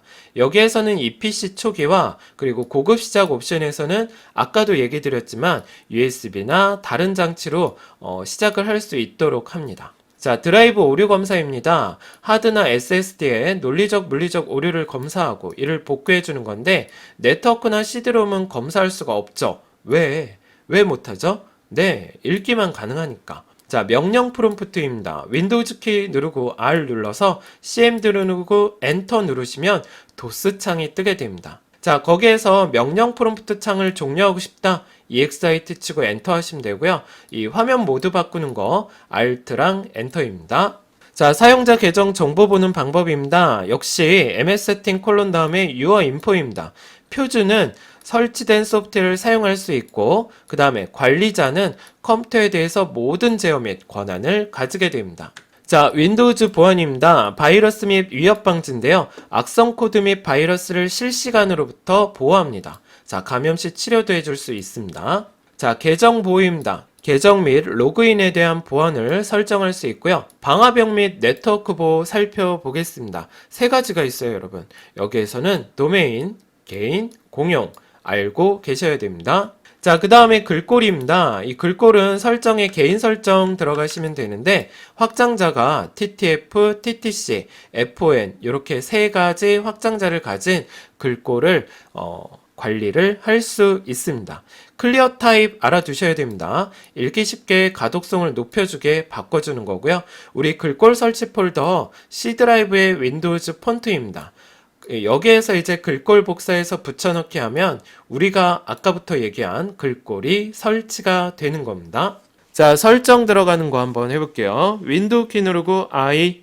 자, 그럼 이렇게 나오시죠? 자, X 눌러보고 두 번째 방법은 윈도우 키 누르고 XN입니다. 어때요? 바로 들어오죠? X. 자, 세 번째 방법은 요 시작 단추 보이시죠? 마이크로소프트 윈도우 키 요 단추에서 오른쪽 버튼 누르면 설정이라고 있습니다. 자, 그럼 이렇게 설정창이 또 뜨게 됩니다. 자, 이제 마지막 방법은 자, 윈도우 키 누르고 R 누르신 다음에 여기에다가 전에 있던 거는 지우시고 ms 세팅 콜론 한번 써보겠습니다. 자, 이렇게 ms 세팅 콜론 쓰시고 확인 누르게 되면 이렇게 윈도우 설정 창이 뜨게 되어 있습니다. 자, 또 해볼게요. 윈도우즈 키 누르고 R 누르셔서 전에 있던 건 지우시고, 자, ms 세팅에 디스플레이라고 써볼게요. 확인 눌러보겠습니다. 자, 그럼 이렇게 디스플레이 설정 화면이 뜹니다. 자, 이번엔 윈도우즈 키 누르시고 R 누르셔서 전에 있던 건 지우시고 ms 세팅 퍼스널리제이션 백그라운드 한번 써볼게요.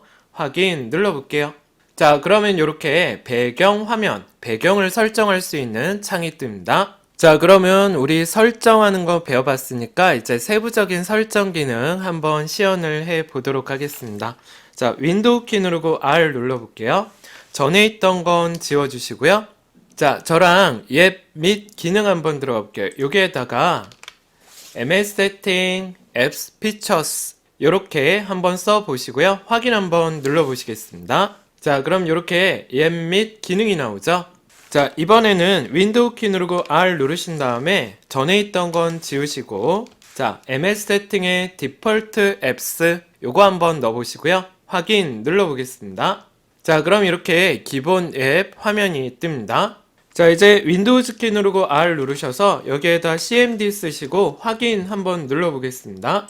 자, 그럼 이렇게 도스 창이 뜨고요. 여기에서 빠져나올 때는 exit 하고 엔터 하시면 되세요. 자, 그러면 화면을 빠져나오게 됩니다.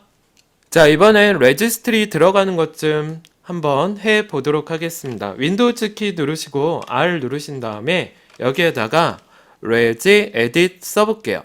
전에 있던 건 지워주시고 reg edit 이렇게 써보겠습니다. 자, 확인 한번 눌러보겠습니다. 아까 말씀드린 레지스트리 편집기가 이렇게 실행이 됩니다. 자, 이번에도요, 윈도우즈 키 누르고 R 누르셔서 ms 세팅 about 한번 해보겠습니다. 확인 한번 눌러보시면, 자, 이렇게 정보가 뜨죠? 시스템 정보입니다, 여러분. 여기에서는 장치 사용과 윈도우즈 사용 볼 수 있다고 했죠? 자, 이번에 윈도우즈 키 누르고 R 누르셔서 ms 세팅 your info를 누르시고 확인 눌러보겠습니다. 자, 그러면 사용자 정보가 나오게 됩니다. 자, 이번에 윈도우즈 키 누르고 R 누르셔서 ms 세팅 폰트 한번 넣어보시고요. 확인 눌러보겠습니다. 자, 이러면 글꼴을 설정할 수 있는 제어창이 뜨게 됩니다. 자, 이번엔 네트워크 및 인터넷에 대해서 살펴보겠습니다. 이 네트워크란 여러 대 컴퓨터의 회선을 연결한 형태입니다. 뭐 하기 위해서라고요? 공유입니다, 공유. 자, 무선랜은 WLAN이라고 부르는데 AP가 있어요. AP는 기존 네트워크 사이의 중계기 역할을 하고, 이 중계기의 역할은 이 전송할 수 있는 거리를 확장시키는 겁니다. 무지향성과 지향성이 있어요, 여러분. 무지향성은 아무 방향이나 모든 방향으로 확장하고요. 지향성은 특정 지점으로만 연결하기 위한 장비다라고 이해 부탁드리겠습니다. 자, 프로토콜입니다. 네트워크에서 서로 다른 컴퓨터들 간에 정보 교환을 할 수 있게 해주는 통신 규칙입니다. 자, 프로토콜 기능 살펴보겠습니다. 여러분, 프로토콜은 서로 다른 컴퓨터들 간에 정보 교환을 할 수 있게 해주는 통신 규약입니다. 자, 프로토콜의 기능, 단편화, 주소 지정, 캡슐화, 그리고 오류 제어, 동기화, 홈 제어, 멀티플렉싱이 있습니다. 자, 여기에서 이제 제일 중요한 건 TCP/IP예요, 여러분. 인터넷 표준 프로토콜로, 자, TCP 한번 기능 살펴볼게요. 자, TCP의 기능 살펴보겠습니다. 메시지를 송수신자와 주소와 정보로 묶어서 패킷 단위로 분류하게 됩니다. 흐름 제어하고요. 그리고 데이터의 에러 유무를 검사합니다.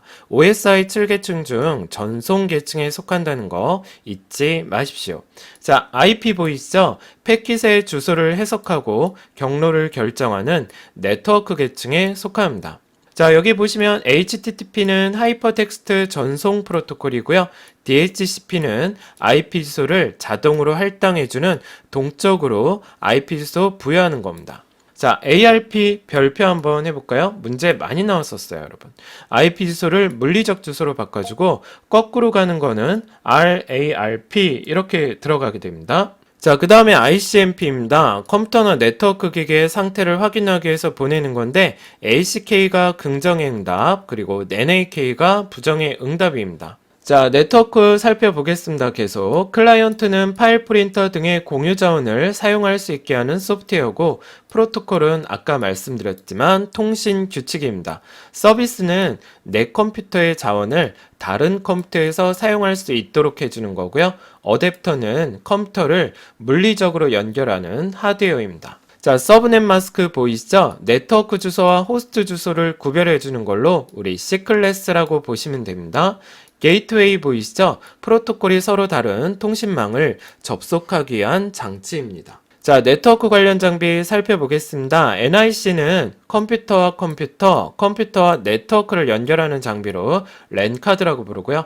백본, 브랜치 랜 사이를 연결해주는 장치입니다. 리피터는 장거리 전송하기 위해서 신호를 증폭하거나 전압을 높이는 거고요. 허브는 한 번에 여러 대 컴퓨터를 연결해주는 장치로 규정된 속도를 보장하려면 우리는 스위칭 허브라는 장비를 써야 됩니다. 자, 그 다음에 브릿지는 다른 네트워크 연결할 때, 게이트웨이는 다른 네트워크에서 데이터를 보내거나 받아들이는 출입구 역할을 합니다. 자, 라우터 보이시죠? 별표 한번 해볼까요? 자, 우리 최적의 경로를 설정하는 겁니다. 그래서 데이터의 흐름도 제어를 하게 됩니다. 자, 우리 네트워크 관련 용어도 살펴보겠습니다. 모뎀은 변복조 장치로 디지털이 아날로그로 바뀌는 걸 변조, 아날로그가 디지털로 바뀌는 건 복조라고 합니다. 우리 변조 속도는 보라 그러고요. 1초당 신호 변환 상태를 나타냅니다. 이 전송 속도는 BPS라고 부르는데 1초당 전송되는 비트 수입니다. 자, 인트라넷은 회사 내 각종 업무를 전자우편과 전자결제 시스템의 기술을 기업 내부에 적용한 거고요. 엑스트라넷은 기업과 외부 기업끼리 인트라넷을 서로 연결해서 자기와 관련 있는 기업체와의 원활한 통신을 할 수 있습니다. 자, 그룹웨어 하면 여러분 요거 익혀두시기 바랍니다. 공통의 업무 수행할 때 사용하는 프로그램이고요. 코덱, 영상 처리나 음성 처리를 컴퓨터에 알맞게 변화시키는 방법입니다. 자, 그래서 펄스 코드 변조 과정이라고 있어요. 아날로그 영상을 다시 디지털로, 아날로그 영상을 디지털로 다시 아날로그로 바꾸는 과정입니다. 그래서 아날로그가 디지털로 바뀌는 걸 부호화, 디지털이 아날로그로 바뀌는 걸 복호화 이렇게 부릅니다. 자, 인터넷 살펴보겠습니다. 미국 국방성의 아르파넷에서 시작됐고 군사 목적이에요. 자, 인터넷은 TCP/IP 프로토콜을 기반으로 유닉스 운영체제를 기반으로 하고 있습니다. 자, IPv4와 IPv6가 있는데 IPv4는 8비트씩 네 부분 마침표로 구분하고요. 10진수로 이루어져 있습니다. 32비트 A 클래스부터 E 클래스까지 규모가 됩니다. 자, IPv6는 지금 현재 제일 많이 쓰는 거죠. IP4의 주소 부족 문제를 해결하기 위해서 나온 건데요. 16비트씩 8부분을 쓰고 있습니다. 콜론으로 구분하고 16진수로 이루어져 있습니다. 총 128비트를 쓰고 있어요. 세 가지 방식이 있는데 유니캐스트, 멀티캐스트, 애니캐스트 이렇게 있습니다. 자, 이번에 살펴볼 거는 IP 주소입니다. 숫자 주소는 인터넷 고유 주소고요. 도메인 네임은 숫자로 된 IP 주소를 이해하기 쉽게 만든 문자로 표현한 주소입니다. 주소 관리하는 건데 고유의 국내 관리는 KR 릭센터, 전 세계를 관리하는 건 ICANN입니다. DNS가 우리가 아는 문자 주소를 숫자 주소, 고유의 인터넷 주소인 숫자 주소로 변환하는 기법입니다. 자, URL 보겠습니다. 인터넷상의 각종 자원을 나타내는 인터넷 표준 주소 체계인데요. 형식이 이렇습니다. 프로토콜 다음에 땡땡 슬래시 2개, 그리고 서버 주소 다음에 콜론, 포트 번호 다음에 슬러시, 그리고 파일 경로가 들어갑니다. 메일2 있는데요. 요거 유념히 봐주세요, 여러분. 이 메일2는 뒤에 콜론만 들어가고 아까 제가 말씀드렸던 슬래시 2개가 들어가지 않습니다. 자, 우리 포트 번호 한번 살펴볼게요. HTTP는 80번, FTP는 21번, 원격 접속인 텔넷은 23번, 뉴스 119번이고요. 정보 검색하는 고퍼는 70번입니다. 자, 웹브라우저 한번 보겠습니다. 웹페이지에 접근하면 하이퍼텍스트 프로토콜을 이용해서 해당 웹문서를 사용자에게 보여주는 것으로 별도의 플러그인 설치가 가능합니다. 그리고 최근에 접속한 사이트를 볼 수 있는 히스토리 기능이 있고 자주 사용하는 방문, 사이트를 저장할 수 있는 즐겨찾기 기능이 있습니다. 자, 종류는 인터넷 익스플로러, 크롬, 넷스케이프, 오페라, 파이어폭스 이렇게 있습니다. 자, 이제 인터넷 익스플로러 인터넷 옵션 한번 볼게요. 자, 일반에서는 시작 페이지를 설정할 수 있고 프로그램에서는 연결 프로그램을 지정합니다. 개인정보에서 쿠키 설정을 할 수 있고 팝업창 설정을 여기에서 합니다. 자, 그 다음에 내용에서는 인증서랑 자동 완성을 설정할 수 있고요. 연결해서 인터넷 연결을 설정합니다.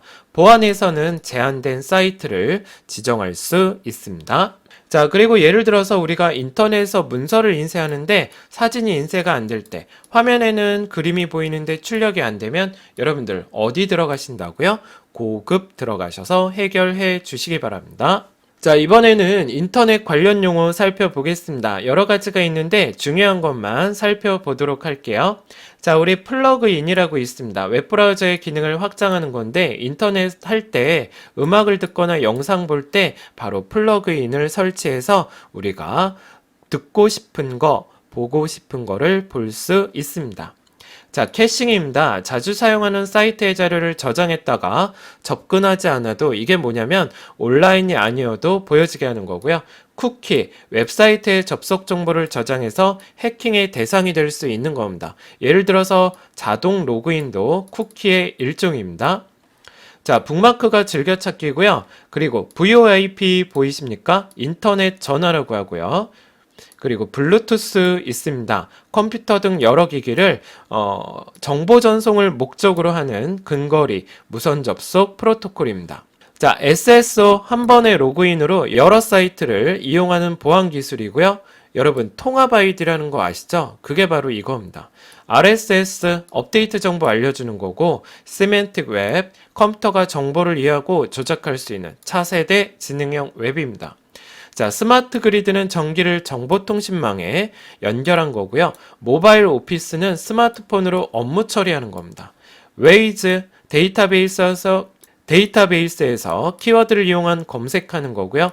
아바타는 자신의 분신을 말합니다. 직비, 저전력을 이용해서 사용하는 무선 네트워크의 표준이고요. 반경 30m 내에서 최대 255대 연결할 수 있습니다. 텔레매틱스 보이시죠? 통신망을 이용해서 위치 정보를 기반으로 교통, 응급구조, 각종 정보를 제공하는 서비스를 말합니다. 자, FTP는 파일 전송 프로토콜이고요. 여러분 요것 좀 체크하고 넘어가실게요. 우리 그림 파일을 전송한다 그러면 바이너리고요. 텍스트 파일 전송한다 그러면 ASCII 모드입니다. 자, 시작 페이지란 인터넷 실행 시 처음 방문하는 사이트 말이에요. 미러 사이트는 과부하 방지로 만든 복사본 사이트를 말합니다. 키워드 검색 보이시죠? 우리가 제일 많이 쓰는 검색 방법입니다. 키워드를 입력함으로써 결과를 얻는 겁니다. 아키는 파일 검색하는 거고요. 텔넷이 원격 접속하는 겁니다. 고퍼는 정보를 쉽게 검색하는 겁니다. 자, 트레이스 RT가 경로 추적하는 거고 IRC는 실시간으로 인터넷 채팅하는 겁니다. 메일링 리스트가 주소록을 뜻하고요. 유즈넷은 공통의 관심사에 대해 서로의 의견을 주고받을 수 있게 하는 게시판 서비스라고 보시면 됩니다. 자, 하이브리드 검색은 주제별과 키워드를 합쳤고요. 그리드 컴퓨팅은 많은 컴퓨터를 하나의 고성능으로 사용할 수 있다라는 원리입니다. RFID 사물에 전자 태그 부착했고요. 이로 인해서 주변 상황을 인식하게 하는 겁니다. 자, 클라우딩 별표 한번 해볼게요. 자신이 사용한 만큼 요금을 지불하는 거고요. 테더링입니다. IT 기기를 휴대폰에 연결해주는 기능입니다. 자, 여러분 이번에는 이메일 한번 보실게요. 전자우편이고요. 7비트 ASCII 코드입니다. 자, 보낼 때는 SMTP, 이메일 받을 때 팝3입니다. 멀티미디어 전자우편은 마임이라 그래요. 여러 사람한테 보낼 때 그 주소들은 각각 세미콜론으로 구분을 해주고요. 참조와 수문 참조의 차이점은 수문 참조는 다른 사람의 이메일 주소가 보이지 않습니다. 자, 첨부는 이메일과 함께 보내는 거고요. 파일을. 회신은 답장입니다. 전달은 받은 메일 그대로 다른 사람에게 보내는 거고요. 동보는 동일한 메일을 여러 사람한테 보내는 기능입니다. 옵트인, 광고 메일 보낼 때 허가받고 쓰는 메일이고요. 스팸 메일, 동의 없이 보내는 광고성 이메일입니다. 자, 우리 OSI 7계층 볼게요. 자, 이거 꼭 외우셔야 되는데, 여러분, 이번에 한번 외워보시죠. 자, 물리, 데이터, 네트워크 전송, 세션, 표현, 응용입니다. 물리가 1층이고요. 데이터가 2, 네트워크가 3, 이렇게 들어갑니다. 자, 그래서 여러분 이거 외우는 방법은 되게 간단합니다. 앞 글자만 따서 외우시면 됩니다. 자, 저랑 해보시죠. 물대네, 전세, 표, 응, 이렇게 외우시면 됩니다. 아시겠죠? 벌써 외우신 거 알고 있습니다. 자, 한번 해볼게요. 자, 물리계층입니다. 물리계층은 신호를 발생하는 장비입니다. 리피터 허브에 해당하는 거고요. 기능적, 기계적, 전기적, 절차적 특징을 가집니다. 데이터 링크 계층입니다. 스위치, 랜카드, 브릿지 장비를 사용하고요. 동기화, 흐름 제어, 링크 확집, 그리고 유지, 절단 기능을 여기에서 담당합니다. 네트워크 계층입니다. 패킷을 관리하고요. 최적의 경로를 배정합니다. 전송 계층인데요. 신뢰성 있고 투명한 데이터 전송을 담당합니다. 게이트웨이고요. 오류 검출, 복구, 흐름 제어를 바로 요 계층에서 담당합니다. 자, 세션입니다. 반이중과 전이중 통신 모드가 있고요. 자, 표현 계층입니다. 코드 변환, 그리고 암호화, 압축을 여기에서 담당합니다. 자, 응용 계층입니다. 맨 꼭대기 계층 7계층이고요. 우리가 모니터를 보면서 눈으로 보고 듣고 확인하는 계층입니다. SMTP도, POP도, FTP, WWW, 월드와이드 웹, 인터넷 하는 거고요. 텔넷도 바로 요 응용 계층에서 하는 거 잊지 마시기 바랍니다. 자, 네트워크 명령어 한번 살펴보겠습니다. 여러분, 핑은 현재 네트워크의 정상적인 작동 여부 확인하는 거예요. 누구 거? 원격 컴퓨터를. IP 콘피그는 현재 PC의 물리적 주소, IP 주소, 서브넷 마스크, 게이트웨이가 나와요. 트레이스 RT하고 IP 주소를 하면 상대방 컴퓨터까지의 경로를 추적할 수 있고요. 넷 스테이트는 현재 자신의 컴퓨터에 연결된 다른 컴퓨터의 정보를 확인할 수 있습니다. MB 스테이트, 중복되는 IP 주소로 인해 주소가 충돌되는 지점을 볼 수 있고, 넷뷰, 특정 컴퓨터에 공유된 정보를 확인할 수 있습니다. NS 룩업, 자, URL 주소로 IP 주소를 볼 수 있어요. DNS, 동작 여부를 확인할 수 있습니다. 자, 그럼 여러분 저랑 핑 테스트 한번 하는 거 제가 예제로 한번 보여드리도록 하겠습니다. 자, 윈도우즈 키 누르시고 R 누르셔서 CMD 써보시고요. 엔터 한번 쳐볼게요. 자, 그럼 이렇게 도스창이 떴으니까 저랑 제가 쓰고 있는 컴퓨터의 IP 주소 확인해 보도록 하겠습니다. 자, IPCON-FIG IP 콘피그 쓰시고 엔터를 누르게 되면 현재 제가 쓰고 있는 IPv6 주소, v4 주소 이렇게 나와 있죠. 저는요 192.168.0.68이라는 IPv4 주소를 쓰고 있습니다. 제가 인터넷이 될 수 있는 이유는 192.168.0.1 요 기본 게이트웨이를 통해서 인터넷을 하고 있는 건데요. 이 1번 컴퓨터랑 제가 통신이 잘 되고 있는지 한번 테스트를 해보겠습니다. 자, 그래서 여기에다 ping 써볼게요. ping 한 칸 띄고 상대방 IP 주소를 한번 써보시는 겁니다. 이렇게. 자, ping 쓰시고 이렇게 상대방 IP 주소, 숫자 주소 쓴 다음에 엔터 한번 쳐볼게요. 자, 그럼 이렇게 테스트를 하게 됩니다. 자, 어떻게 결과가 나오냐면 4개 데이터를 보냈더니 상대방에서 4개를 받더라. 0%의 손실을 가진다. 그래서 지금 제가 한 테스트는 1번 컴퓨터랑 잘 통신이 되고 있구나 라고 생각하시면 됩니다. 자, 여기까지 핑 테스트 한번 해봤습니다. 자, 여러분 이번에는 멀티미디어 한번 살펴보겠습니다. 멀티와 미디어의 합성어입니다. 텍스트, 그래픽, 사운드 등의 매체를 디지털로 통합해서 전달하는데요. 전송 방식은 비동기를 씁니다. 자, 멀티미디어 특징인데 이게 참 잘 나와요, 여러분. 자, 디지털, 쌍방향성, 비선형성, 정보의 통합성 외워주시기 바랍니다. 자, 멀티미디어 관련 용어 살펴보겠습니다. 하이퍼텍스트는 문서와 문서가 연결된 거고요. 하이퍼미디어는 하이퍼텍스트와 멀티미디어를 합친 개념입니다. 자, 노드는 각 문서에 연결된 페이지고요. 앵커는 노드에서 다른 노드로 넘어가게 하는 키워드를 말합니다. 자, AVI는 윈도우즈 표준 동영상 파일이고요. 자, MPEG-2는 HDTV 위성방송에 해당하고요. MPEG-4는 IMT 2000의 영상 정보를 보여주는 겁니다. MPEG-7은 전자상거래고요. MPEG-21은 디지털 컨텐츠의 제작, 유통, 보안 등 전 과정을 관리할 수 있습니다. 자, 이제 하이퍼링크 살펴보겠습니다. 노드와 노드의 연결점을 말하고요. 저작 소프트웨어는 간단한 메뉴 조작으로도 멀티미디어 자료를 구현할 수 있습니다. H.264는 지상파 및 위성 DMB 비디오 기술의 표준이고요. MPEG-4를 따르고 있습니다. 자, 사운드 카드 기록 용량 계산식 눈여겨 봐주시기 바라고요. 비디오 오버레이 보드, 외부 비디오 신호를 컴퓨터 화면과 같이 표현해 줍니다. 자, VCS 화상회의 시스템이고요. VOD 주문형 비디오 시스템입니다. 샘플링 아날로그 신호를 디지털 신호로 변환하는 단계입니다. 자, 가상현실 보이시죠? 요새 아파트 모델하우스 컴퓨터로 인터넷을 통해 그 내부를 속속들이 볼 수 있잖아요. 요 기술이 바로 가상현실 VR입니다. 자, 스트리밍 보겠습니다. 멀티미디어 데이터를 다운로드하면서 동시에 재생해주는 실시간 방송을 말하고요. CAI가 바로 저처럼 컴퓨터를 이용한 수업 방식을 말합니다. 압축 파일은 파일 크기를 줄여주는 거예요. 이로 인해서 전송 시간이 절약되고 디스크 공간을 효율적으로 사용할 수 있습니다. MOD 보이시죠? 실시간 음원 방송입니다. 멜론, 지니, 바이브 이런 거고요.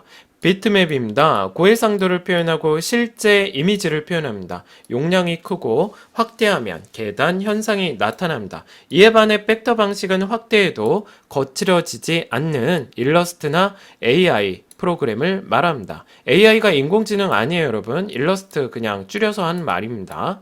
마임 보이시죠? 마임은 멀티미디어 전자 우편을 말합니다. 동영상 메일, 음악 메일, 카드 메일, 팍스, 원격 진료고요. 독도나 울릉도에서 여러분들이 진료를 원격으로 받아볼 수 있는 시스템입니다. 자, JPEG입니다. 정지 영상의 국제 표준이고 손실과 무손실을 지원합니다. MPEG은 동영상의 국제 표준이면서 손실 압축만 사용하고 있습니다. GIF는 256 색상이고요. 무손실을 지원합니다. 그리고 PNG, 웹상에서 최적의 이미지를 표현할 수 있습니다. 웨이브는 실제 소리가 저장되어 용량이 매우 크죠. 그래서 우리가 쓰는 거는 바로 MP3입니다. 12분의 1로 압축하고요. MPEG-1 기술을 쓰고 있습니다. 미디입니다. 컴퓨터 학기 간의 표준 프로토콜로 소리가 저장이 안 됩니다. 작곡가분들이 많이 쓰고 있고요. 자, iMap입니다. 이메일의 제목만 다운로드하는 방식입니다. 자, 그 다음에 MHGC라고 있습니다. ISO 위원회의 명칭인데요. 멀티미디어 콘텐츠 등을 기술하는 언어의 표준을 정하고 있습니다. 자, 여러분 이제 정보통신 한번 보시죠. 통신망 운용 방식입니다. 중앙 집중식이 있고 클라이언트 서버 방식이 있습니다. 그리고 동배관 처리가 있습니다. 클라이언트 서버는 분산 처리 꼭 알아두시고요. 동배관은 P2P입니다. 내가 서버도 될 수 있고 클라이언트도 될 수 있습니다. 통신망 종류 살펴보겠습니다. LAN, 근거리죠. 벤, 부가가치 통신망입니다. 다수의 이용자에게 판매하는 통신망을 말해요. 맨, 도시권이고요. 완, 먼 거리입니다. 전 세계입니다. IMT 2000이 한 대의 휴대폰으로 전 세계 어디서나 사용하는 규격이고요. 자, ISDN이 종합정보통신망인데 여러 가지 다양한 데이터를 합쳐서 하나의 회선으로 전송하는 통신망입니다. 이거를 이제 업그레이드한 게 BISDN인데 ISDN에 광통신을 결합한 통신망이죠. ADSL입니다. 속도가 달라서 뭐가 다운로드와 업로드 속도가 다릅니다. 그래서 비대칭 디지털 가입자 라인이라고 부릅니다. 자, 통신망의 구성 형태 보겠습니다. 이렇게 중앙에서 쫙쫙 뻗어나가는 게 성형이죠. 중앙에 의해서 제어가 되고요. 처리 능력, 신뢰성이 좌우가 됩니다. 고장 발견이 쉽고 유지 보수, 확장 이 기능이 쉽습니다. 링형은 반지 형태라고 보시면 돼요. 포인트 투 포인트 1대1 구조고요. 단말기 추가 제거, 기밀 보호가 어렵습니다. 하나의 노드 고장이 전체에 영향을 미칩니다. 자, 버스형입니다. 설치가 용이하고 경제적입니다. 컴퓨터 간 접속은 백본으로 이루어지고요. 망형입니다. 모든 노드를 서로 연결해서 많은 양의 통신이 필요로 할 때 씁니다. 많은 양의 통신을 필요로 할 때 사용합니다. 자, 필요한 회선수인데 요거 한번 볼게요. 자, 요 동그라미 보이시죠? 이게 노드인데, 자, 10개 컴퓨터가 있다. 필요한 회선수는 몇 개인지 물어보신다면 저식을 쓰면 됩니다. 2분의 10 곱하기 그 다음에 10 빼기 1하면 9죠. 자, 이건 이 계산식이 어떻게 돼요? 45개의 회선이 필요하다. 이렇게 알고 계시면 됩니다. 자, 그 다음에 계층형입니다. 이게 이제 부모에서 자식 노드 이렇게 빠져나오는 거예요. 부모에서 자식. 요 두 개는 형제관계. 자, 그리고 부모, 자식. 이렇게. 부모, 자식. 이렇게 나오는 게 계층형이고요. 하나의 회선으로 연결했다. 봐주시기 바랍니다. 자, 여러분 이번엔 정보 전송 방식입니다. 단양은 심플렉스, 반이중은 할프 듀플렉스입니다. 자, 양쪽 모두 송수신이 가능한데 동시에 불가능하죠. 전이중은 풀 듀플렉스입니다. 양쪽 모두 동시에 송수신이 가능합니다. 자, 전기장치로 UPS가 있습니다. 정전에 대비한 거고요. 무정전 전원 공급 장치고요. 자, AVR이 있습니다. 항상 일정한 전압과 일정한 출력 전압을 유지해주는 자동 전압 조절기입니다. CVCF 정전압, 정주파, 전압도 일정하게, 주파수도 일정하게입니다. 자, 정보통신 관련 용어 한번 살펴볼게요. N스크린, 하나의 멀티미디어 콘텐츠를 여러 스마트 기기에서 연결해 활용하는 겁니다. UX, 기기를 사용하면서 생각하고 느끼는 총체적인 경험을 바탕으로 삶의 질을 높이려는 접근 방법을 UX라고 합니다. 자, NFC 보이시죠? 비접촉식 근거리 무선 통신 모듈이고요. SNS, 서로의 관심사를 공유하는 서비스입니다. 앱스토어, 자, 프로그램을 판매하는 곳이고요. 와이브로, 무선 광대역 인터넷 서비스인데 와이브로의 뜻을 조금 더 자세히 하면 이동하면서 인터넷을 할 수 있다라고 외워 두시기 바랍니다. 자, 테더링 보이시죠? 다른 기기에 인터넷 연결해 주는 거고요. 핫스팟, 자, 일정 공간 안에서 다른 사람들도 인터넷을 사용할 수 있게 하는 공유 서비스입니다. 클라우드 서비스입니다. 자신의 콘텐츠를 서버에 저장해 두고 어떤 기기든 사용할 수 있게 하는 기술입니다. 자, 그리고 사물 인터넷 한번 볼게요. 자, IoT라 그러고요. 인간 대 사물, 사물과 사물 서로 소통이 가능하게 하는 겁니다. 통신 비용은 증가되고 보안 기능은 대신 약해집니다. 자, 3D 프린트입니다. XY축을 이용해서 작성된 3D 도면을 바탕으로 목표한 형태와 똑같이 나오게 하는 장치입니다. 자, 여러분 이제 6번째 보안 기능 한번 보겠습니다. 자, 정보사회 보안인데 정보가 원동력이 되는 사회, 능률과 생산성이 증대되고 새로운 인간 간의 문화 형성이 되는 게 바로 정보사회라고 보면 됩니다. 자, 다품종 소량 시스템 한번 체크해서 보시기 바랍니다. 정보사회의 부작용입니다. 정보의 과다로 인한 혼란과 이에 따른 계층 간의 정보 차이가 발생하죠. 개인정보 노출이 최대의 문제점이고요.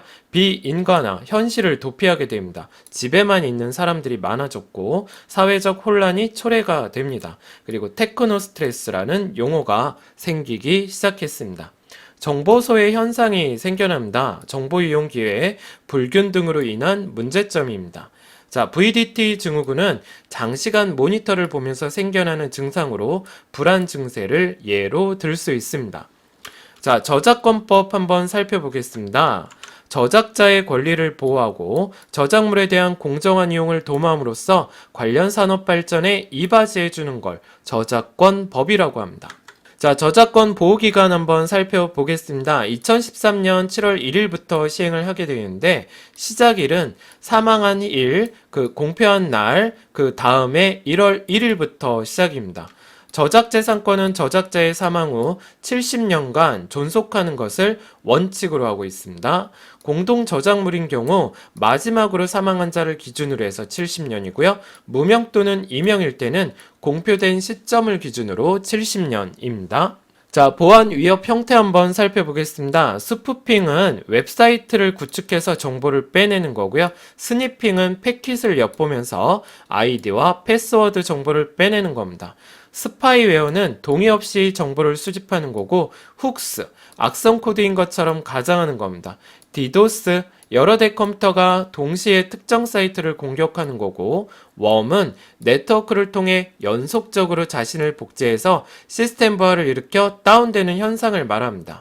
메모리 해킹은 램에 있는 데이터를 위조, 변조하는 거고요. 스미싱, 문자 메시지와 피싱의 합성어입니다. 쿠폰이나 초대장 등의 문자 메시지를 보내고 수신한 자가 클릭하면 악성 코드가 설치되어 금융정보를 빼내게 되는 겁니다. 백도어는 보안이 제거된 비밀 통로고요. 파밍, 허위 사이트를 유도해서 금융정보를 빼내는 겁니다. 눈속임, 스푸프라 그러고요. 자, 스푸핑 그러기도 합니다. 자, 눈속임, 정상인 것처럼 속임수 사용하는 거고요. 피싱, 가짜 이메일을 보내고 개인 금융정보를 빼내는 건데 우리나라에서는 보이스피싱이 유명합니다. 자, 방화벽 기능입니다. 외부의 불법 진입으로부터 막아주는 거고요. 내부 자산을 보호해주는 겁니다. 역추적 기능이 있어서 외부 침입자의 흔적을 찾을 수 있고 대신 내부 해킹은 못 막는다는 단점이 있습니다. 자, 암호화인데요. 여러분 여기 별표 3개 한번 해주시죠. 자, 여기에서 문제 많이 나오니까 여러분들 잘 한번 설명 들어보시기 바랍니다. 지정한 수신자 이외에는 그 내용을 알 수 없도록 바꾸는 거고요. 도청이나 부정접근 등의 위험을 대비할 수 있습니다. 자, 비밀키랑 공개키가 있는데 이 두 개는 서로 다른 비교 대상이 되는 특징들이 많으니까 여러분들 잘 암기하시기 바랍니다. 자, 비밀키는 동일해요. 뭐가 동일하냐면 암호화시키고 복화하는 게 동일하고요. 자, 대표적으로 DES, 그리고 속도가 빠르고요. 알고리즘이 단순하고 크기가 작습니다. 그에 따라서 관리해야 할 키의 수가 많아지게 됩니다. 공개키는 서로 다릅니다. 뭐가 다르냐? 암호하고 복화하는 게 다릅니다. 암호할 때는 공개하고요. 복호할 때는 비밀키로 합니다. 대표적으로 RSA라고 그러고요. 키의 분배가 쉽고 관리해야 할 키의 개수가 적습니다. 속도가 느리고 알고리즘이 복잡하고요. 파일 크기가 커집니다. 자, 여러분 보안 요건 한번 살펴보겠습니다. 기밀성은 허가된 사용자만 이용한다는 거고요. 무결성은 허가된 사용자만 수정할 수 있다. 가용성은 허가된 사용자는 언제든지 사용할 수 있다라는 겁니다. 인증은 정보를 보낸 사람의 신원 확인하는 거고요. 부인 방지, 부인할 수 없도록 송수신 사실의 증거를 제공합니다. 여러분, 컴퓨터 범죄 유형이 있습니다. 소프트웨어 불법 복제, 그리고 사기, 해킹하는 거, 개인 신용정보 유출, 그리고 음란물 유통 배포, 바이러스 제작 유포하는 행위입니다. 자, 컴퓨터 범죄 예방 및 대책인데요. 여러분, 보안 관련 프로그램을 보급하고 보안 교육 실시하면 되고, 여러분들은 저도 잘 못하는 비밀번호를 수시로 변경해 주셔야 됩니다. 백신 프로그램 설치 및 업데이트 설정을 하고, 왜냐면 램의 상주에서 항상 감시 상태로 있기 때문입니다. 불분명한 이메일은 열어보지 않고 삭제하고요. 중요한 자료는 백업 처리하게 됩니다. 자, 여러분들이 이제 알아두실 백신의 기능 3가지 한번 살펴볼게요. 백신의 기능 3가지는 검사, 치료, 예방 이렇게 있습니다. 자, 바이러스 종류 한번 살펴보겠습니다. 파일 바이러스는 실행 파일에 감염하는 거고요. 부트 바이러스는 부트 섹터를 손상시킵니다. 부트 파일은 파일과 부트의 특징을 가지고 매크로 바이러스 별표해 주시죠. 얘가 참 잘 나와요. 엑셀 문서를 감염시키는 바이러스로 멜리사, 라록스라는 바이러스가 있습니다. 자, 그 다음에 클러스터 보이시죠? 감염된 디스크에서 실행하면 동시에 실행되는 바이러스고요. 은닉 바이러스, 메모리에 상주하는 바이러스고요. 스크립트, 파일 안에 스크립트를 감염시킵니다. 폭탄 바이러스 일정한 조건을 만족하면 실행되게 하는 미켈란젤로 예루살렘 CIH 바이러스가 있습니다. 자, 여러분, 공유 폴더의 속성을 숨김으로 하면 네트워크의 감염을 방지할 수가 없습니다. 그럼 어떻게 해야지 감염이 방지되냐? 여러분, 뭐 하셔야 된다? 네, 읽기 전용 하시면 됩니다. 자, 여러분, 여기까지 컴퓨터 활용 능력 2급 필기 1과목 저 독골이랑 같이 해봤습니다. 여러분, 우리나라 자격증은 60점 이상이면 합격이고, 여러분들은 제가 해드린 내용을 반복하면 합격에 다다를 수 있습니다. 자, 여러분, 조금만 더 열심히 하시고요. 저랑 스프레드시트 2과목에서 뵙겠습니다. 여러분, 오늘 고생 많으셨습니다. 감사합니다.